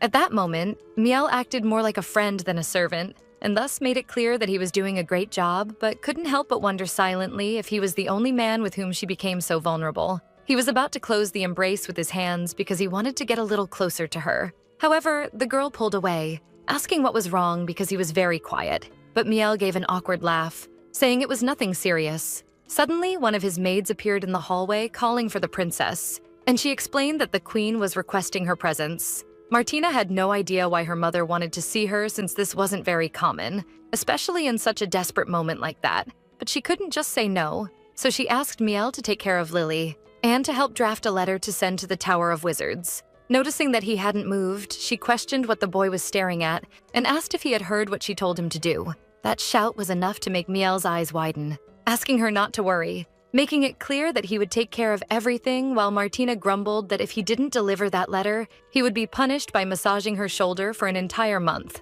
which wasn't a problem. Miel would do that without complaining for a year, and he watched the two of them leave. He pulled a strand of Martina's hair that had stayed on his shoulder during the embrace, smelling it fondly, even though it was a bit strange to do. A little further away from the queen's chambers, the princess entered looking for her mother and immediately asking if her father was having any problems. Her mother was serious, sitting in the chair, just waiting for the girl. With tired eyes, she asked Martina to sit beside her, and so she does. In her past life, when she was accused of a very serious crime and exiled to the border, she spent some time in a cell living like a dirty rat, the matter of visiting her once. She was already sick, and her voice was almost a caress on the face. To be honest, Martina barely heard what the woman said. She only remembered one phrase. With tears streaming down her face, Martina's mother cried out to her as her child. After that, when she was in exile and when she fled, she had some news about her mother. She managed to find out through some whispers among the population that she had died. At that moment, Martina wished she could have gone through the mourning differently and heard it from another mouth. But now, with the woman alive in front of her, the situation was different, and her mother asked her not to hold a grudge against her, something Martina did not understand. The context. Then the woman explains that in the Council of Nobles, she could not choose in favor of one child or another because she represented the will of that nation and her husband, so she could not be selfish. Hearing that, the princess immediately stands up, outraged, saying that if that was the issue, she didn't need to worry because she held no resentment against anyone. Despite Mayfield being a lunatic, she was sure she wouldn't lose to him and had other things to do. However, before she could leave the room, her mother quickly pulled her back, remembering when the two brothers were close as children and asking if there was any way they could return to having that good relationship. After all, Mayfield only got stressed with the girl because she never listened to him. She really wanted her to stop fighting with her brother because they were family, and if this continued, she would probably be very hurt by the boy. But Martina was not afraid. In fact, she was very brave and stated with killer eyes that before he even thought of attacking, she would cut his head off. This statement leaves her mother speechless, and Martina pulls her arm away to leave quickly. The woman tries to argue, saying she didn't want the two to ruin themselves this way, and informs her that next month the prince of the Heathning Empire would visit them, and he would propose a political marriage for the two. The protagonist turns to her mother in shock and argues that her kingdom has always had problems with the Seaning Empire, so she didn't understand why they were seeking a political marriage now. The disputes between the two houses had been going on for hundreds of years, and even the commoners of those nations hated each other. This is also why, after Lion's mother married the Emperor of Xianing, she was hated by her own people, in addition to being despised by the subjects. The poor woman ended up suffering a terrible death in the midst of this crossfire. Not knowing exactly what to expect, Martina asks her mother a rather bold question. She wanted her to explain if it was her wish for the protagonist to become the second imperial advisor of the other nation. But the lady responds, offended, stating that her daughter always expected the worst from people, and that as her mother, she would never be capable of hurting her. Then she explains that the desire to make this political marriage came from the second prince of Seaning, and from what she heard, he was a very elegant and noble young man. The problem is that Martina did not agree with this at all and made a point of pulling her mother's hands away from hers to disagree with her. With a dark expression, the protagonist asserts that the sacred beast could only be raised within the Morand Empire. So if she married this prince, what would happen to Lily? The woman is serious when she states that she was also a mother and would never leave her child behind. Her words seem to surprise the Empress, who is left speechless. Then the girl turns her back, saying that Lily was sick, so she needed to leave, stating that if her mother had any time, she could visit her granddaughter whenever she wanted. And finally, she left the Empress there, silent, unable to believe her daughter's words. The lady keeps her head down, not knowing where she went wrong with Martina. And now, amidst tears, she knew she had no other choice. One of her maids consoled her while the woman lamented having to see her own children fighting until one of them was destroyed. But the maid tried to calm her, reminding her that the most important thing now was to take care of her health. Thus, she tries to guide the Empress to bed so she could rest a little, assuring her that things would be a bit better when she woke up. Meanwhile, far away from there, Lily was grumbling that she was still feeling strange. Martina held her like a true baby, asking her not to be afraid because her mother had already taken care of everything, and a wizard was on the way to treat the creature. She made a charm asking her mother to hold her for a little longer because according to her, when she was in Martina's arms, she no longer felt pain, a request that the protagonist fulfilled without even thinking twice. After all, she didn't intend to go anywhere. She just wanted to be by the girl's side to take care of her. Time passed and the fall of night arrived at the palace. Even after that entire afternoon, Martina remained there with Lily resting in her lap. It was then that Miel entered the room, approaching the two. She didn't even let the servant say anything, and immediately asked if the letter she requested had been sent to the Tower of Wizards. She couldn't trust the Court of Sorcerers too much after all. They had sworn an oath to her brother. Therefore, at that moment, only Phoenix could treat Lily. Then, Miel explained that she had sent one of her guards to fetch the fastest horse to deliver the document. So, if everything had gone well, he would be back in an instant. The young man observed that little creature sleeping so peacefully in her mother's arms. But they were soon interrupted by some knocks on the door, and Martina authorized the entrance. Lily introduced herself, making it clear that she had delivered the paper that Martina sent to the wizard Phoenix. And the princess immediately bombarded her with questions about where the boy was then, because the letter said he was supposed to come with her. To which the knight replied that it was at Phoenix's request that she first inform everything that had happened on her expedition, and also asked her to look out the window. That was very strange, and the girl wondered if perhaps he intended to climb or what. It was as if suddenly a small beam of light appeared in front of the glass, followed by a great explosion like a true fireworks show.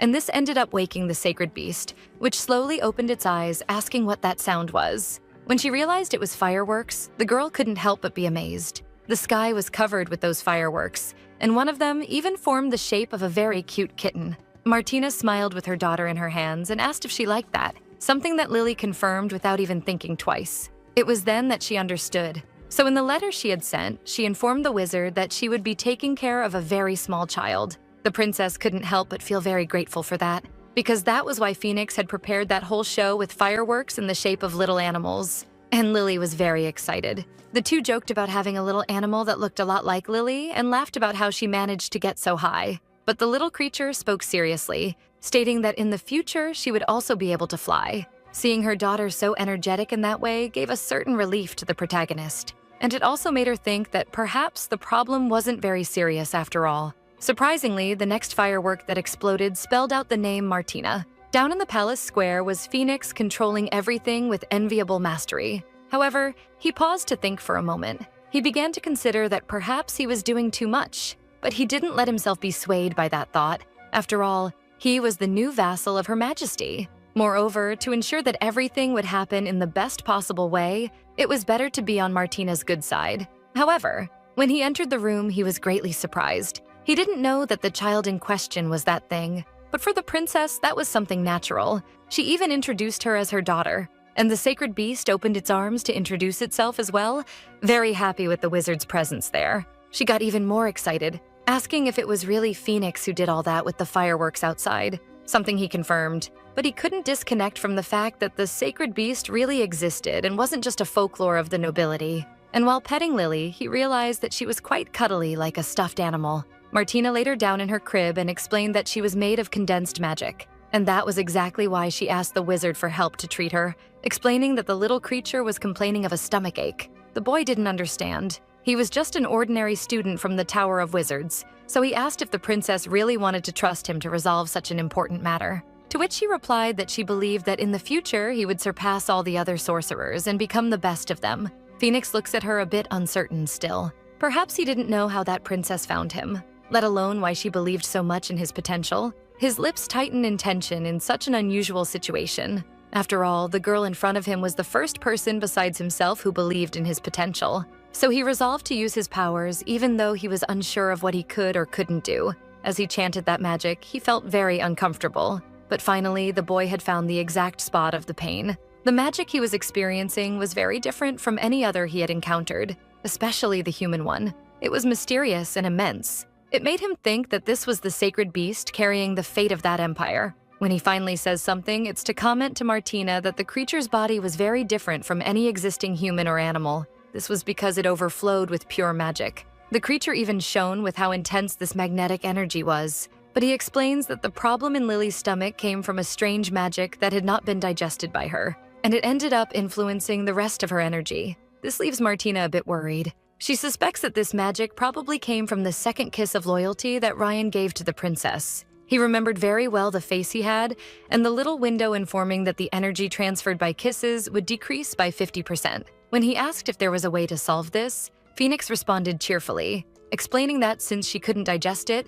obviously she would need to do some exercise. He questions whether Lily happened to spend the whole day in someone's lap without walking on her own, and the princess was a bit reluctant to answer that she had spoiled that creature quite a bit. Miel interrupts the two, explaining that this only happened because it was dangerous for the creature to live in the palace, so she needed protection all the time.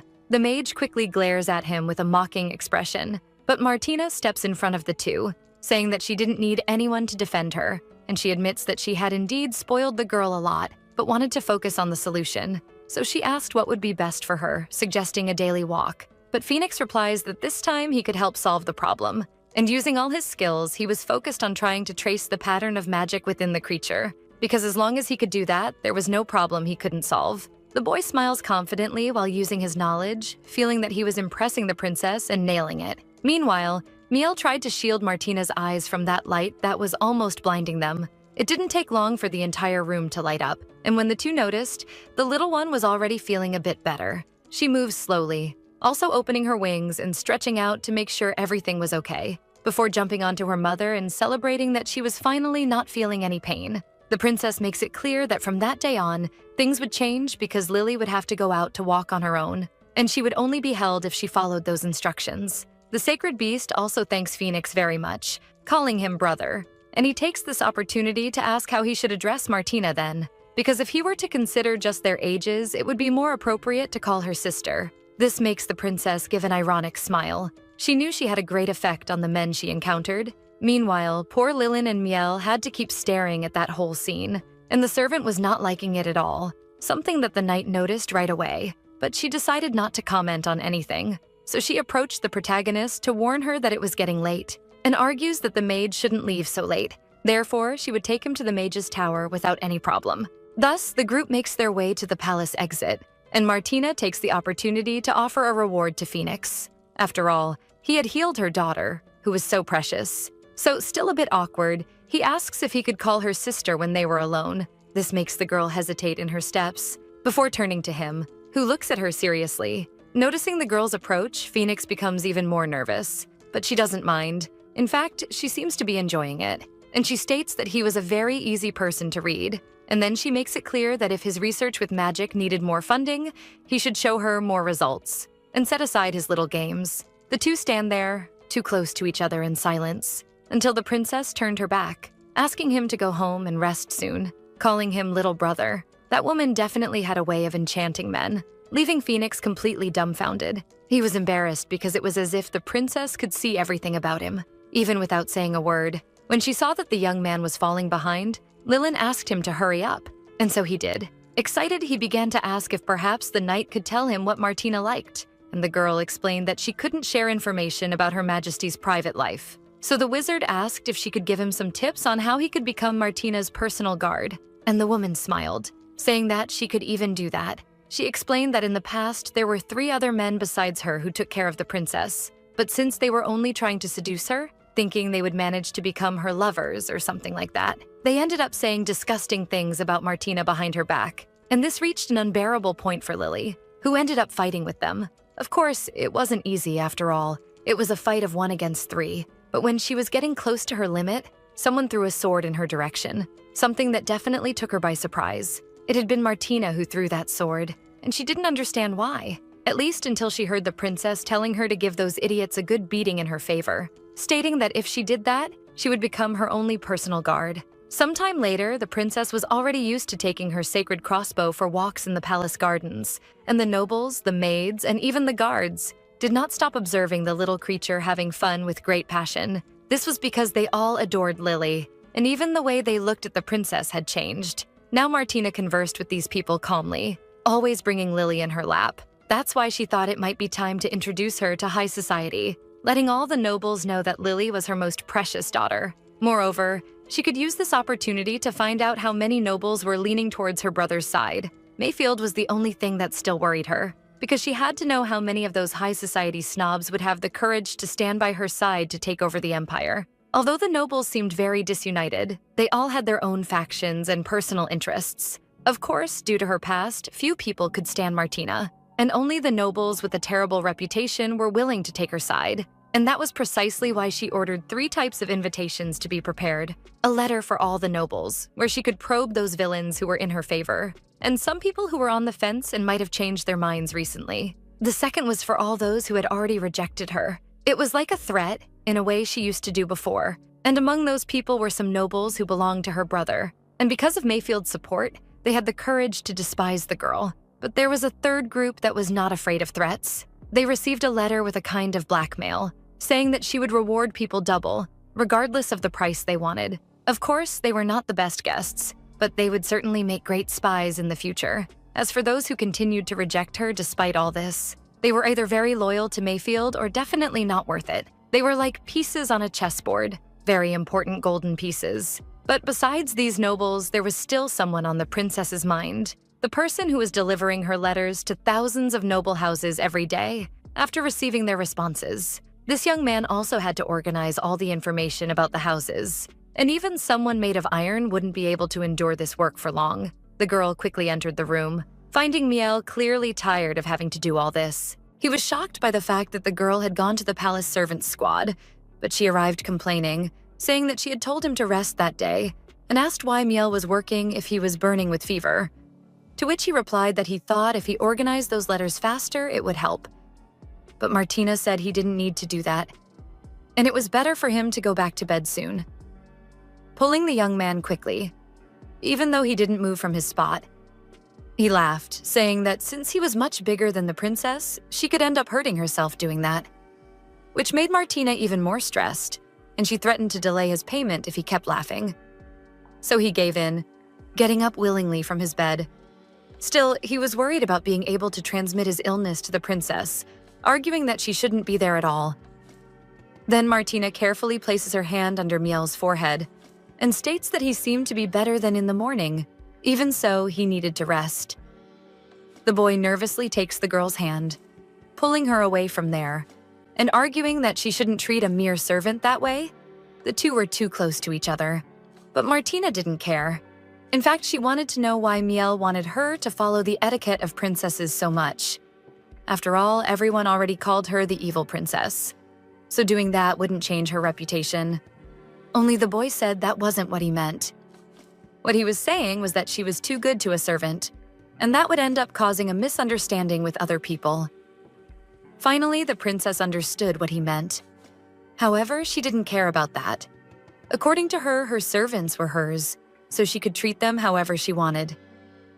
Still, Miel tried to convince her that despite being a very kind person, she didn't need to do that.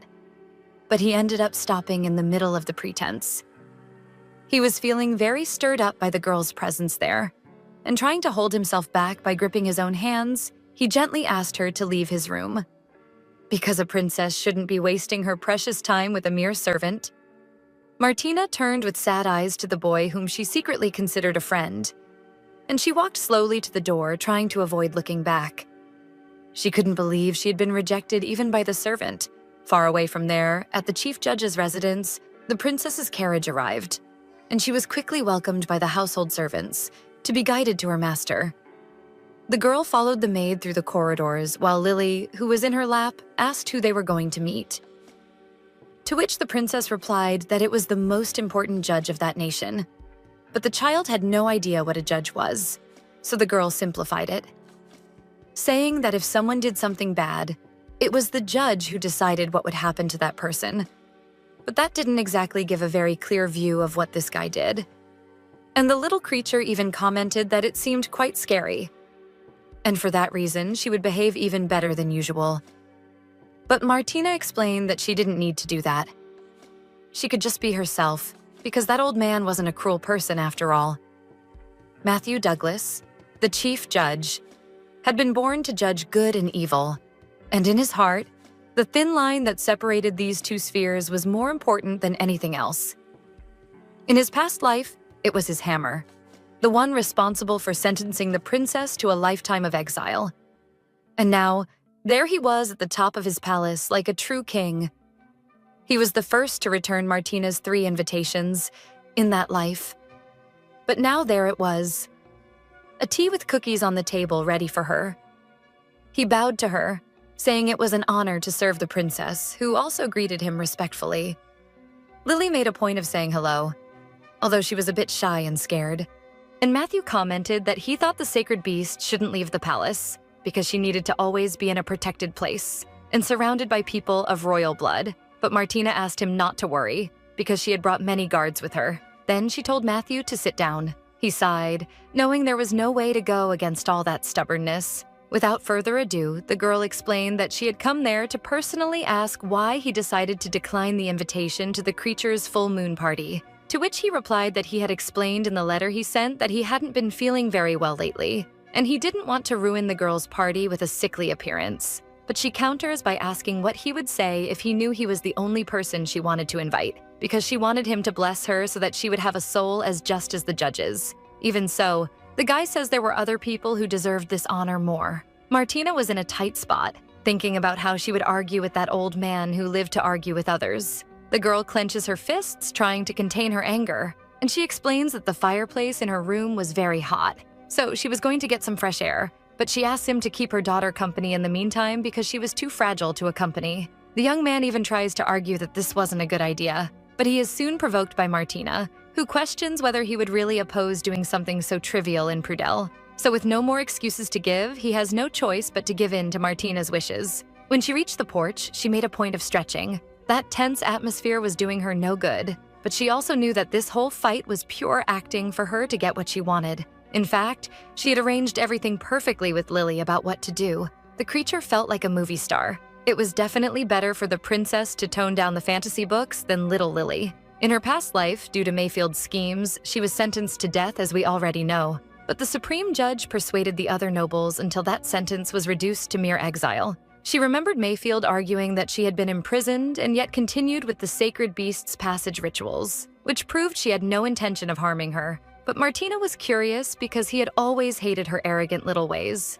So why defend her right at the end? While passing through a small village during her exile, she ended up encountering a rather unusual situation. It was a woman shouting for someone to hurry back for dinner because if they didn't hurry, Uncle Mayfield would get very angry. And the children she was talking to laughed, saying that would never happen because the man adored them more than anything. That's when Martina discovered that the judge had built several orphanages in poorer villages to care for those children who had no home to return to. And even though he was a very serious noble, he loved children very much. That's why he had put Lily to help, making it clear that she could act as she always did. The sacred beast asks her uncle why he didn't like her, but he explains that this wasn't the case and asks why she thought that. To which the little creature responds that he was very serious with her, but he explains that was just what she thought, a royal etiquette. Then the little girl provokes him by saying that this was indeed the case and that he should pet her head because everyone who liked her did that. The judge was really surprised by the fact that the sacred beast, the princess, was so direct and loving, and he was starting to think that the rumors about his bond with the creature being so strong were true. So he carefully approached to fulfill the creature's request, placing his hand on her head with great affection so as not to hurt her. When he finally petted her head, Lily went wild. She was very happy, and she asked him not to hold back because her mother had already said that her head was the best for a pet. Matthew was smiling, very different from when the two arrived at the castle, and he even admitted that Martina was right. Speaking of her, the girl who was still on the porch watched the scene with satisfaction. After all, she had managed to reach her goal. She knew it was impossible for such a stubborn judge to be on her side, but just him recognizing the existence and legitimacy of Lily would already be a great help later. As time passed, the girl decided to leave, but made it clear that she would not give up and hoped that she and the judge could have a better conversation in the future. She asks the little creature to say goodbye to the gentleman, which she does in a very cute way, calling him bearded uncle or inviting him to play with her next time. A little more affectionate than earlier, he says goodbye to Lily and wishes Martina that the bond between the two always continues this way. And then he watches the carriage leave. It was then that one of his maids noticed that he was covered in that child's fur and asked him to change so she could clean the clothes. And surprisingly, the guy asked her to gather all that fur and make a little ball. The maid couldn't help but comment that he really liked that little child. Far away in the royal palace, Martina was already back, with her usual frown and accompanied by Lily. But she was greeted by one of her mother's maids who explained that her two parents were inviting her to dinner. Before accepting, the girl asked if it would just be her or if Mayfield had also been invited. To which the maid replied that Her Majesty had informed that it would be a rare and cozy family dinner. Martina's eyes were mysterious as she pondered what she should do. Then she asked Lily to take the sacred beast to her room and place it on the bed in case she took too long at dinner. She needed to see what this was all about. After all, even before she could finish organizing the full moon party for Lily, they had invented this family dinner. As she followed the maid through the corridors, she wondered if the reason for the meeting was her refusal to form an alliance with another empire. Or perhaps Mayfield had tried to do something else. Even so, she was sure it wouldn't be anything good. This was because, as it was the largest royal family in the empire, that house felt like a suffocating prison. Her father, Gardner Morand, was a cold-hearted politician who married the daughter of another noble, and before their marriage, they hadn't even met. Her mother, Isabel Milan, was a gentle and fragile noble girl at that time. She carried many romantic fantasies into her marriage, but all she received from her husband was indifference. She even thought that if she became the perfect empress, she would receive love in return. Therefore, she dedicated her entire life to learning etiquette and walking on eggshells to manage things. And she made sure to raise Martina and her brother with the same restrictions. Curiously, those times when both were subjected to the same reality as their mother were the times when Mayfield and she were closest. She remembered a day when the boy was staring at her during one of her lessons. Noticing her sister's affection as she read a book, the little boy turned to their mother, noticing that Martina seemed very tired, and asked if he could take her for a walk inside their library, something that Isabel allowed, making it clear that they had to return soon because he needed to finish reading the entire history book of the Imperial Wars that same day.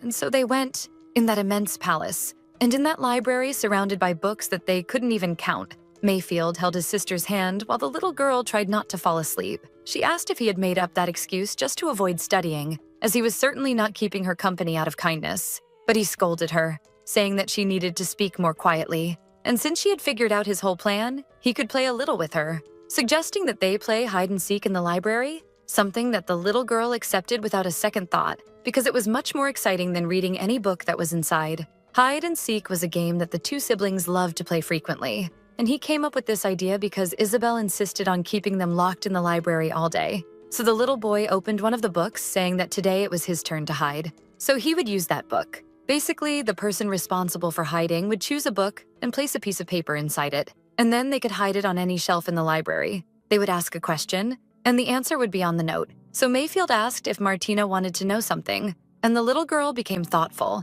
before questioning why he was her brother, but this question did not make him happy at all. And he explained that it was because their mother had given birth to him first, and logically, that made him Martina's brother. But that wasn't what the princess meant. And finally, she explained that in the stories she read, siblings were always kind to each other, so she wanted to know why he always bothered her. In fact, what really left her in doubt was why Mayfield was such a mean person. The innocent little girl asked her brother if he thought she was born unlucky, and he retorted that with such a spoiled sister, it was he who was unlucky. Frustrated, she stomped her foot, saying she would go back to studying and that he could play alone. But the boy tried to stop her, saying that if she got stressed because of him, their mother would scold him, something that Martina didn't care about. Then, in a desperate attempt to contain the princess, he said he would give her a serious answer in the note he was writing. Moreover, if he won the game, he could buy any dress the girl wanted. He was going to hide a copy called Blood and Power. Thus, the protagonist set off in search of the book. She knew that if the cause of the two ended before she found it,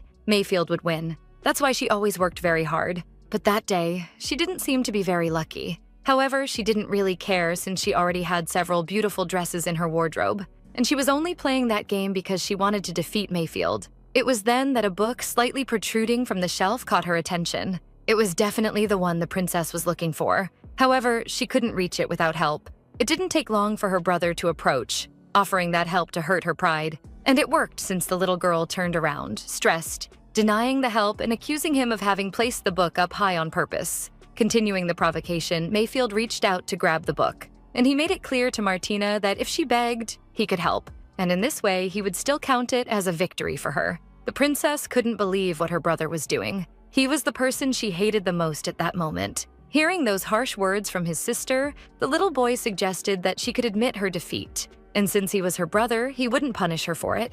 That day, the game of hide-and-seek ended without any result, because the girl didn't admit her defeat nor begged Mayfield. Instead, she punched the boy and caused a scene in front of their mother. But since they had broken the rules and the boy had disturbed his own sister, both ended up being punished by having to copy several books by hand. To this day, she didn't know what that note inside the book said, because she never managed to reach it. When she finally entered the dining room, the atmosphere was horrible. Her brother quickly glanced at her with the same look of disgust as always, while Martina focused on avoiding any eye contact as she sat at the table. Her father was the first to speak, saying he had heard from some ministers that she was getting closer to them, which was good news after all. This was a great quality for a princess to have. But all she replied was that she was now the mother of one of the sacred beasts guarding the kingdom, so she needed to show the qualities of a true heir just as her father had told her to do. And the man smiled, agreeing and confirming that he always imagined Martina would become a daughter he could be proud of. The girl was fully aware that her father's values outweighed the desires of the other nobles. So, as long as he believed she could be a great empress, she wouldn't condemn him without the slightest mercy as he did in her past life, because in that life, things were very different for the princess. So, when Mayfield accused her of having killed one of the sacred beasts, there was no one by her side to defend her. And since her father was faced with a princess who was hated by the nobles and the ministers, he ordered the judge to impose the harshest sentence on her. In her family, all relationships were built on their utility and many calculations. While her mother was there to charm the nobles of the southeast, she and Mayfield smiled by her side as representations of the crown's mercy and stood still like true toys. And just like toys, her father would pick them up from time to time when they were needed, discarding both as soon as he completed his plans. That's how Martina and Mayfield ended up this way. The king drummed his fingers on the thoughtful table, and then he told the protagonist that next week the second prince of Heathning would come to propose marriage. He knew that Isabel had already told her about it, so he wanted to know why the girl hadn't prepared. He had even heard rumors about her being busy with the full moon banquet of the sacred beast. Now it made sense for him to have invited the girl to that pleasant meal, but she wasn't afraid and calmly explained that she had already spoken to her mother, who would not accept the proposal as she had no intention of marrying. Mayfield couldn't help but smirk at this situation, and he added fuel to the fire by saying that for almost a century, the kingdom and the Heathning Empire had not gotten along. Therefore, this arranged marriage was a great opportunity to change that relationship. With an ironic smile, he asked his dear sister if she really wanted to throw away this precious opportunity. But Martina didn't back down to Mayfield and returned the question, saying that if he was so excited about it, he could marry the prince without any problems. Until their father intervened, explaining that the Heathning Empire only had 4 princes. And he explains to Martina that he thought she might be worried that there would be no one to take care of the sacred beast if she got married, but he had already resolved that. And he rings a bell, summoning Louise to bring those people, who enters a room timidly, causing Martina to stand up with great tension. Isabel enters the room with 2 children holding her hands, and she explains that they were her sacred beasts, and that the kingdom had discovered a magic that allowed them to take on human form, for the first time in the history of the empire. Therefore, they did not need to worry about the creatures, because she herself would take care of both and would do everything to ensure they lived well. Again, the woman insisted that her daughter accept the marriage. The girl understood everything that was happening. They wanted to use Lily to force her to marry someone she didn't even want to. She was tense. She didn't know what kind of magic had been used on the girl, and she really wanted to know why she had transformed into that. A small window appears informing that the bonds between the sacred beast and its guardian had been damaged. The lady caresses the children's hands, showing her daughter how well-mannered the 2 were, and she would take very good care of them. So Martina and Mayfield should just listen to what the king had to say and serve the nation. The woman still assures that she would treat these creatures as her own granddaughters. It was then that she realized she still didn't know the name of her brother's sacred beast, introducing him as Siegfried, a very heroic name for that lady. This whole situation was very strange for Martina because those 2 children did not react to anything, as if they were being controlled, so she knew there was something wrong with that magic. Turning to her brother, she wondered if he even knew about this, but the boy's eyes were dark, and the protagonist did not know the reason for his serious expression at that moment. Apparently, her father and mother had not said anything about it, but if that were really the case, Martina could use it to her advantage. She sits down again, saying that since her mother would take care of the two children, she could rest. However, she argues that a sacred beast becoming a human was something historic in the kingdom, so it might be good to announce this miracle to the public. This time, she is the one who taps the table, sending a discreet signal to Mayfield. She knew that the thing that united everyone in the kingdom was the opinion that sacred beasts should be protected, so she needed to expose that. Because only by revealing it to the nobles and citizens could she ensure that no one would harm these creatures.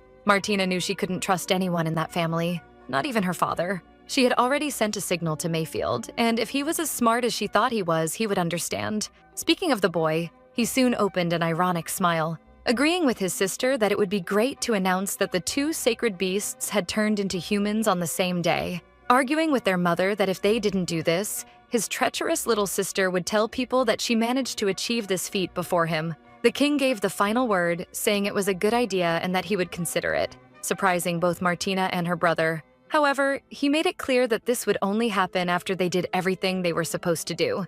And Bravo states that they were part of the royalty of the Morand Empire, so their life, dignity, and even their destiny could only be used for the benefit of this empire. Therefore, if they really wanted to have the right to succession, they needed to offer every last drop of their blood for the empire. In this very pleasant atmosphere, dinner was coming to an end, and everyone was heading to their quarters. Lily was still holding the hand of her supposed grandmother when Martina called her name, but there was no reaction from the girl.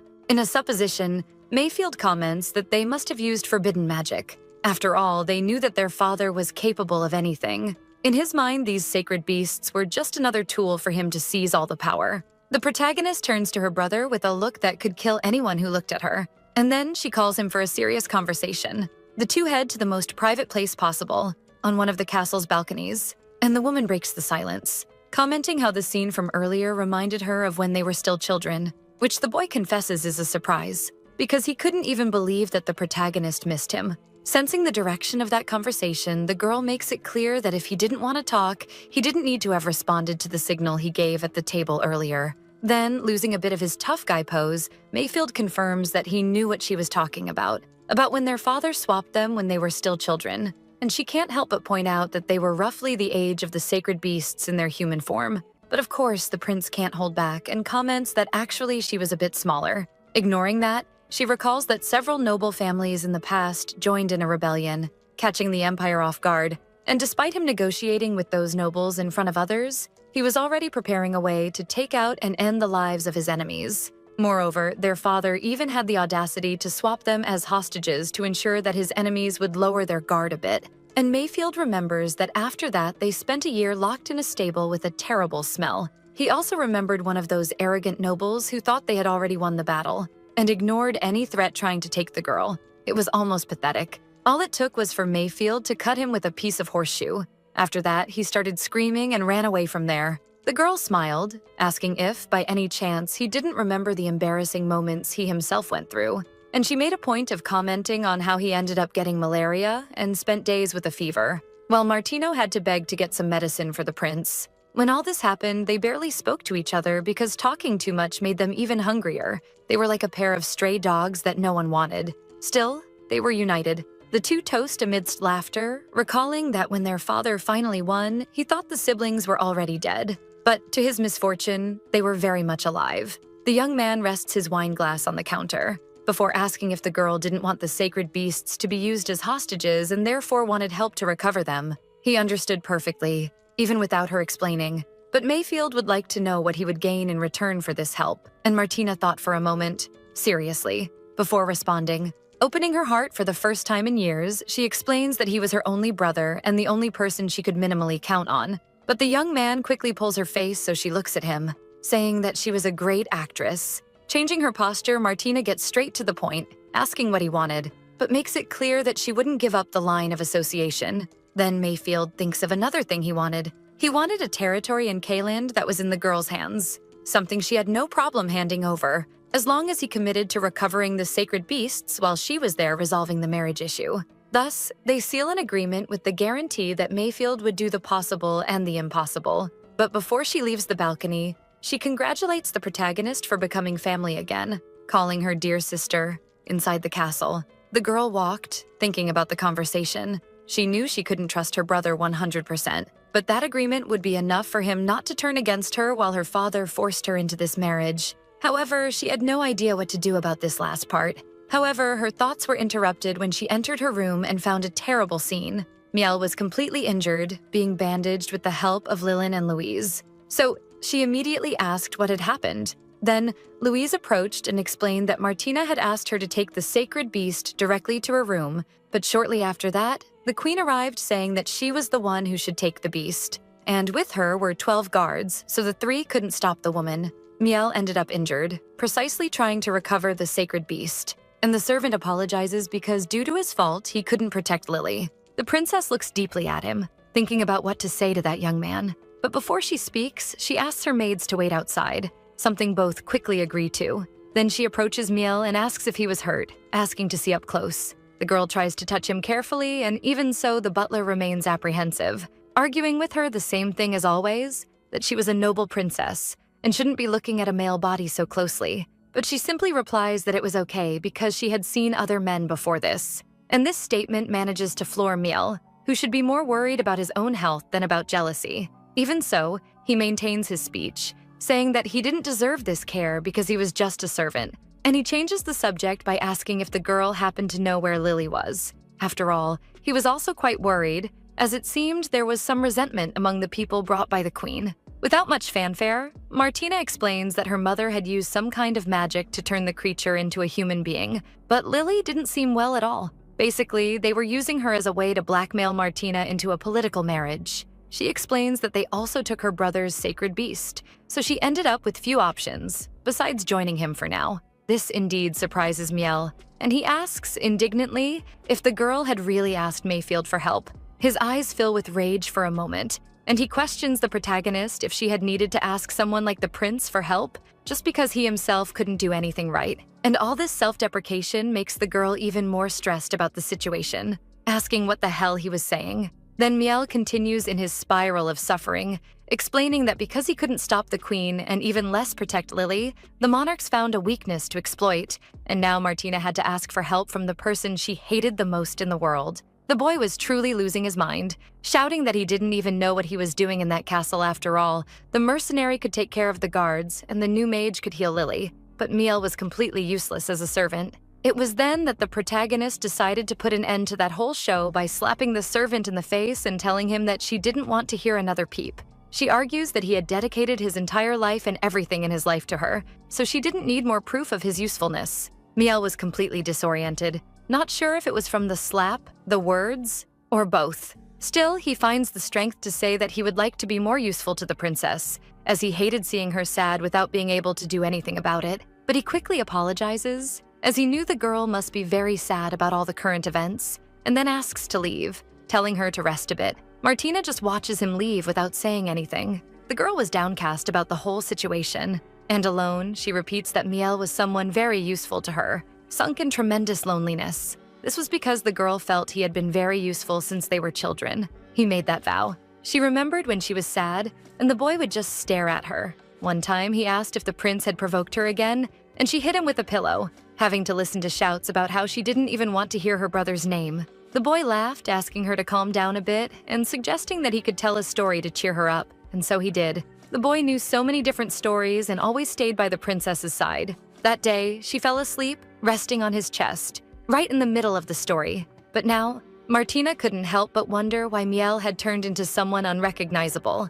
Meanwhile, in the queen's chambers, the woman watched the two sacred beasts, now human, sleeping in her bed. They were in a deep sleep, as if nothing was going on in their heads. When her husband entered the room, Isabel informed him that both were resting and even offered to show them. But the king was clearly not interested. Still, the woman tried to argue that an opportunity like that was unique. And besides, their children were always fighting, so it was rare to see them so well behaved. This last part is what catches the gentleman's attention the most. And he provokes his wife, blaming her for raising those two in a very ill-mannered way. And he even questions the queen if she didn't feel ashamed of that. For the first time, Isabel reacts to his provocations, defending herself and saying that she hadn't done any of that, and if they grew up like that, it certainly wasn't on purpose. Gardner turns his back, informing her that the most important thing at that moment were the sacred beasts, and she should focus on taking care of them in the best way possible to avoid bringing even more shame to her family. A few days later, the Prince of Heathning finally came to visit the Miranda Empire, arriving with a great abundance in his caravan covered with gifts. He slowly gets down from the carriage. His name was Nosa Heathning, the second oldest brother of Ryan. While Martina observed his arrival, she noticed how different the two were, besides the fact that Ryan would never dress like a walking Christmas tree. And speaking of him, she wondered where he was. Had delivered an invitation that time, but even so, the boy didn't even bother to see it. On the afternoon Nosa arrived, his father insisted on throwing a welcome banquet, and the boy invited her to meet alone later, but she couldn't help but find it very strange that he didn't want to make the marriage proposal in front of others. That whole situation gave many advantages to the princess, because if the boy truly wanted to build a relationship with her, it meant that the marriage might not be a closed deal. So she put her best smile on her face to accept the invitation to meet privately. Receiving a shower of compliments from the boy who said that the rumors about her being a bad person must be based on pure envy. Her brother Mayfield watched everything closely with an ironic smile. Even so, Martina maintained her composure, confirming that it was probably just bad people trying to tarnish her image. Thus, with the fall of night, it was time for them to meet. The boy thanked her, explaining that he had rented a mansion in the countryside to enjoy his stay, and he hoped she would visit him, something Martina said she would do if the opportunity arose. Then Nosa placed a kiss on the princess's hand, saying that just thinking about seeing her again filled his heart with joy. However, the little window soon revealed that besides not being a pillar of the nation, the boy also had no sense of loyalty towards the princess, who smiled ironically, for she knew that despite being a prince, Nosa was nothing but a complete fool. The next day, the girl was bombarded by Louise, showing options for dresses that would be perfect for a date with the prince. According to her, they were new designs from the kingdom's official tailor, and she wanted to know her opinion, but she didn't like either of them and asked for a simpler option. The maid tried to argue that since she and Nosa would have a date that day, she needed to wear something nice. But that didn't matter to the princess, who repeated her orders explaining that she didn't even like that boy. If she were honest, if her father wasn't keeping Lily captive, she wouldn't have accepted that invitation to begin with. She had gone to visit her daughter earlier in the room where she was, but her mother blocked her at the door and only let her look from there. The little girl still hadn't woken up, and the system created by the prophet couldn't connect with her. So all she could do for now was yield and accept that invitation. Maybe it would be good for her to find some weakness in that idiot. She was stressed because she couldn't talk about it with the maids. Besides, she had gotten used to discussing any topic of her life with Miel, but since they had fought, the boy had started to come even less to her room, and he usually sent other servants to do his tasks. She couldn't help but complain about him for stressing her out so much at that moment, giving a kick to her vanity table in the middle of this fit of rage. A maid enters the room startled by the noise, asking if everything was okay and saying she could fetch some medicine, but the princess screams that she didn't want any medicine, and instead, she preferred to suspend Miel's salary for a month. But Louise comments that he hadn't done anything, and the girl screams, saying that it was exactly because he hadn't done anything that she was taking such a drastic measure. Sometime later, on the streets of the imperial city, Martina was meeting her suitor who helped her down from the carriage. She looked beautiful and indeed ended up choosing a simpler and more serious dress that suited her very well. The two arrived at the meeting point, and the protagonist was surprised. He had taken her to an auction house full of items hidden inside. Hearing Rosa's musings, she asked if he also liked to visit such palaces in his own kingdom, something he confirmed, because he had grown tired of the more public forms of entertainment. So, he preferred to enjoy pleasures that would surely send people to hell afterward. He was probably one of those sadists. But that didn't impress Martina, who looked at him with indifference. After all, she didn't even want to be there. While adjusting herself, he explained that most nobles wore those masks, while the commoners tried their luck and showed their faces, perhaps to be noticed by other nobles. While he helped her put on her mask, the protagonist commented that he seemed to know a lot about that place, and that's why she was sure the day would be great. Whispering in her ear, Nosa affirmed that with him, for sure, the princess would experience endless pleasure. Trying to provoke the boy, Martina confesses that she had heard that the king did not approve of nobles engaging in such activities, and she asks if the prince was not concerned about the consequences of that. This seems to leave Nosa somewhat tense while he helped the girl, but he asks her not to worry about it, as he would protect her from anything. Besides, his father was getting old, so he probably wouldn't last much longer. Their conversation was interrupted by a scream from Martina. The boy had tied the mask to one of his hair uncles, bothering her quite a bit. She can't help but jab at him, saying that she hated clumsy people. And Nosa apologizes, justifying that he was very eager to get closer to her. He offered to pay for anything the girl wanted that day in compensation, but she doesn't respond. She just says she needs to go to the bathroom and tells the boy not to bother her. Handing a card to the protagonist, Nosa explains that he would be waiting for her in box number 1, so she could take the card and a servant would show her the way. Inside, the nobles were seated and settled. Observing the whole scene, Martina finally understood that her future suitor only wanted to use her reputation because he was an unpopular prince from where he came, but he was not one of the pillars of the nation, just as the window had revealed to her a few days ago. So marrying him could even ease some tension between their nations and expand her father's power. But being married to an incompetent husband would only make her a completely disposable pawn. While scanning the people present, she ended up recognizing someone. It was Phoenix with a serious face, and the girl had no idea what he was doing there. But this was a great opportunity for her. She dismisses the deer that was guiding her and explains that he could go because she already knew the way. The presenter announces a magical crystal coming from the enchanted forest as the next item in the auction. It was a gem that was born from the corpses of magical beasts, and the bids were to start at 3,000 coins, something Phoenix quickly accepted. The bids continued competitively among the people there. In the midst of all this confusion, Martina ended up sitting next to her sponsored boy, who seemed not to have recognized her. Observing those movements, the woman suggests that it might be better to start the bids now because he would need to observe his opponent's strategy. But the boy responds quite rudely, asking who she was and telling her to mind her own business. He couldn't help but comment on how it was a coincidence to find so many red-haired nobles in recent days. It was interesting to see how the boy acted with strangers. Even so, she laughs and explains that she had heard that commoners who went without masks were trying to get noticed by the nobles. So she thought the boy was hoping for that, but he had no idea about that, as the person who told him about the existence of that place never mentioned that detail. And Martina responds by commenting that he was quite handsome, so she was sure many nobles would be interested in him, which gives him a great idea. He completely changes his approach, trying to appear as a servant, and asks if that lady was interested in him too, making it clear that he was a noble and very expensive. The girl needs to cover her face with a fan to hide that she was about to burst out laughing. And she asks how expensive exactly, because she was an only daughter of a viscount, so she didn't have that much money. His expression changes quickly and he steps away from the woman, telling her not to bother him if that was the case, suggesting that if she liked that kind of sponsorship game, it would be better to find someone cheaper than him. The woman asks how he could have the courage to say that to the daughter of a viscount. And he responds by asking if all nobles were like her, trying to humiliate others without even thinking, to which she retorts wanting to know how intelligent the boy was. And Phoenix explains that only super intelligent people could learn magic. In the midst of this, the auction boy was already at 3,900 gold coins to win the prize, which increased to 4,100 gold coins, which quickly became 4,200, reaching the maximum price that Phoenix expected, as that was all he had with his savings. It was then that the man asked if he could raise the bid by 100 gold coins, or if 200 would be even better. Then Martina raised the boy's hand, stating that he would bid 4,500 gold coins. He yells at the woman, asking who told her to do that and questioning her mental sanity. After all, she didn't even know him, theoretically. And that's it for today. Martina continues standing strong, a true lioness mother, protecting Lily like the whole world is against them. And honestly, after everything she went through in her past life, it makes perfect sense that she's this determined. The scene of Lily's birth was truly beautiful. You can really feel Martina's relief, like she had been waiting for that moment for years. And then we have Ryan. Officially, he showed up as an ally.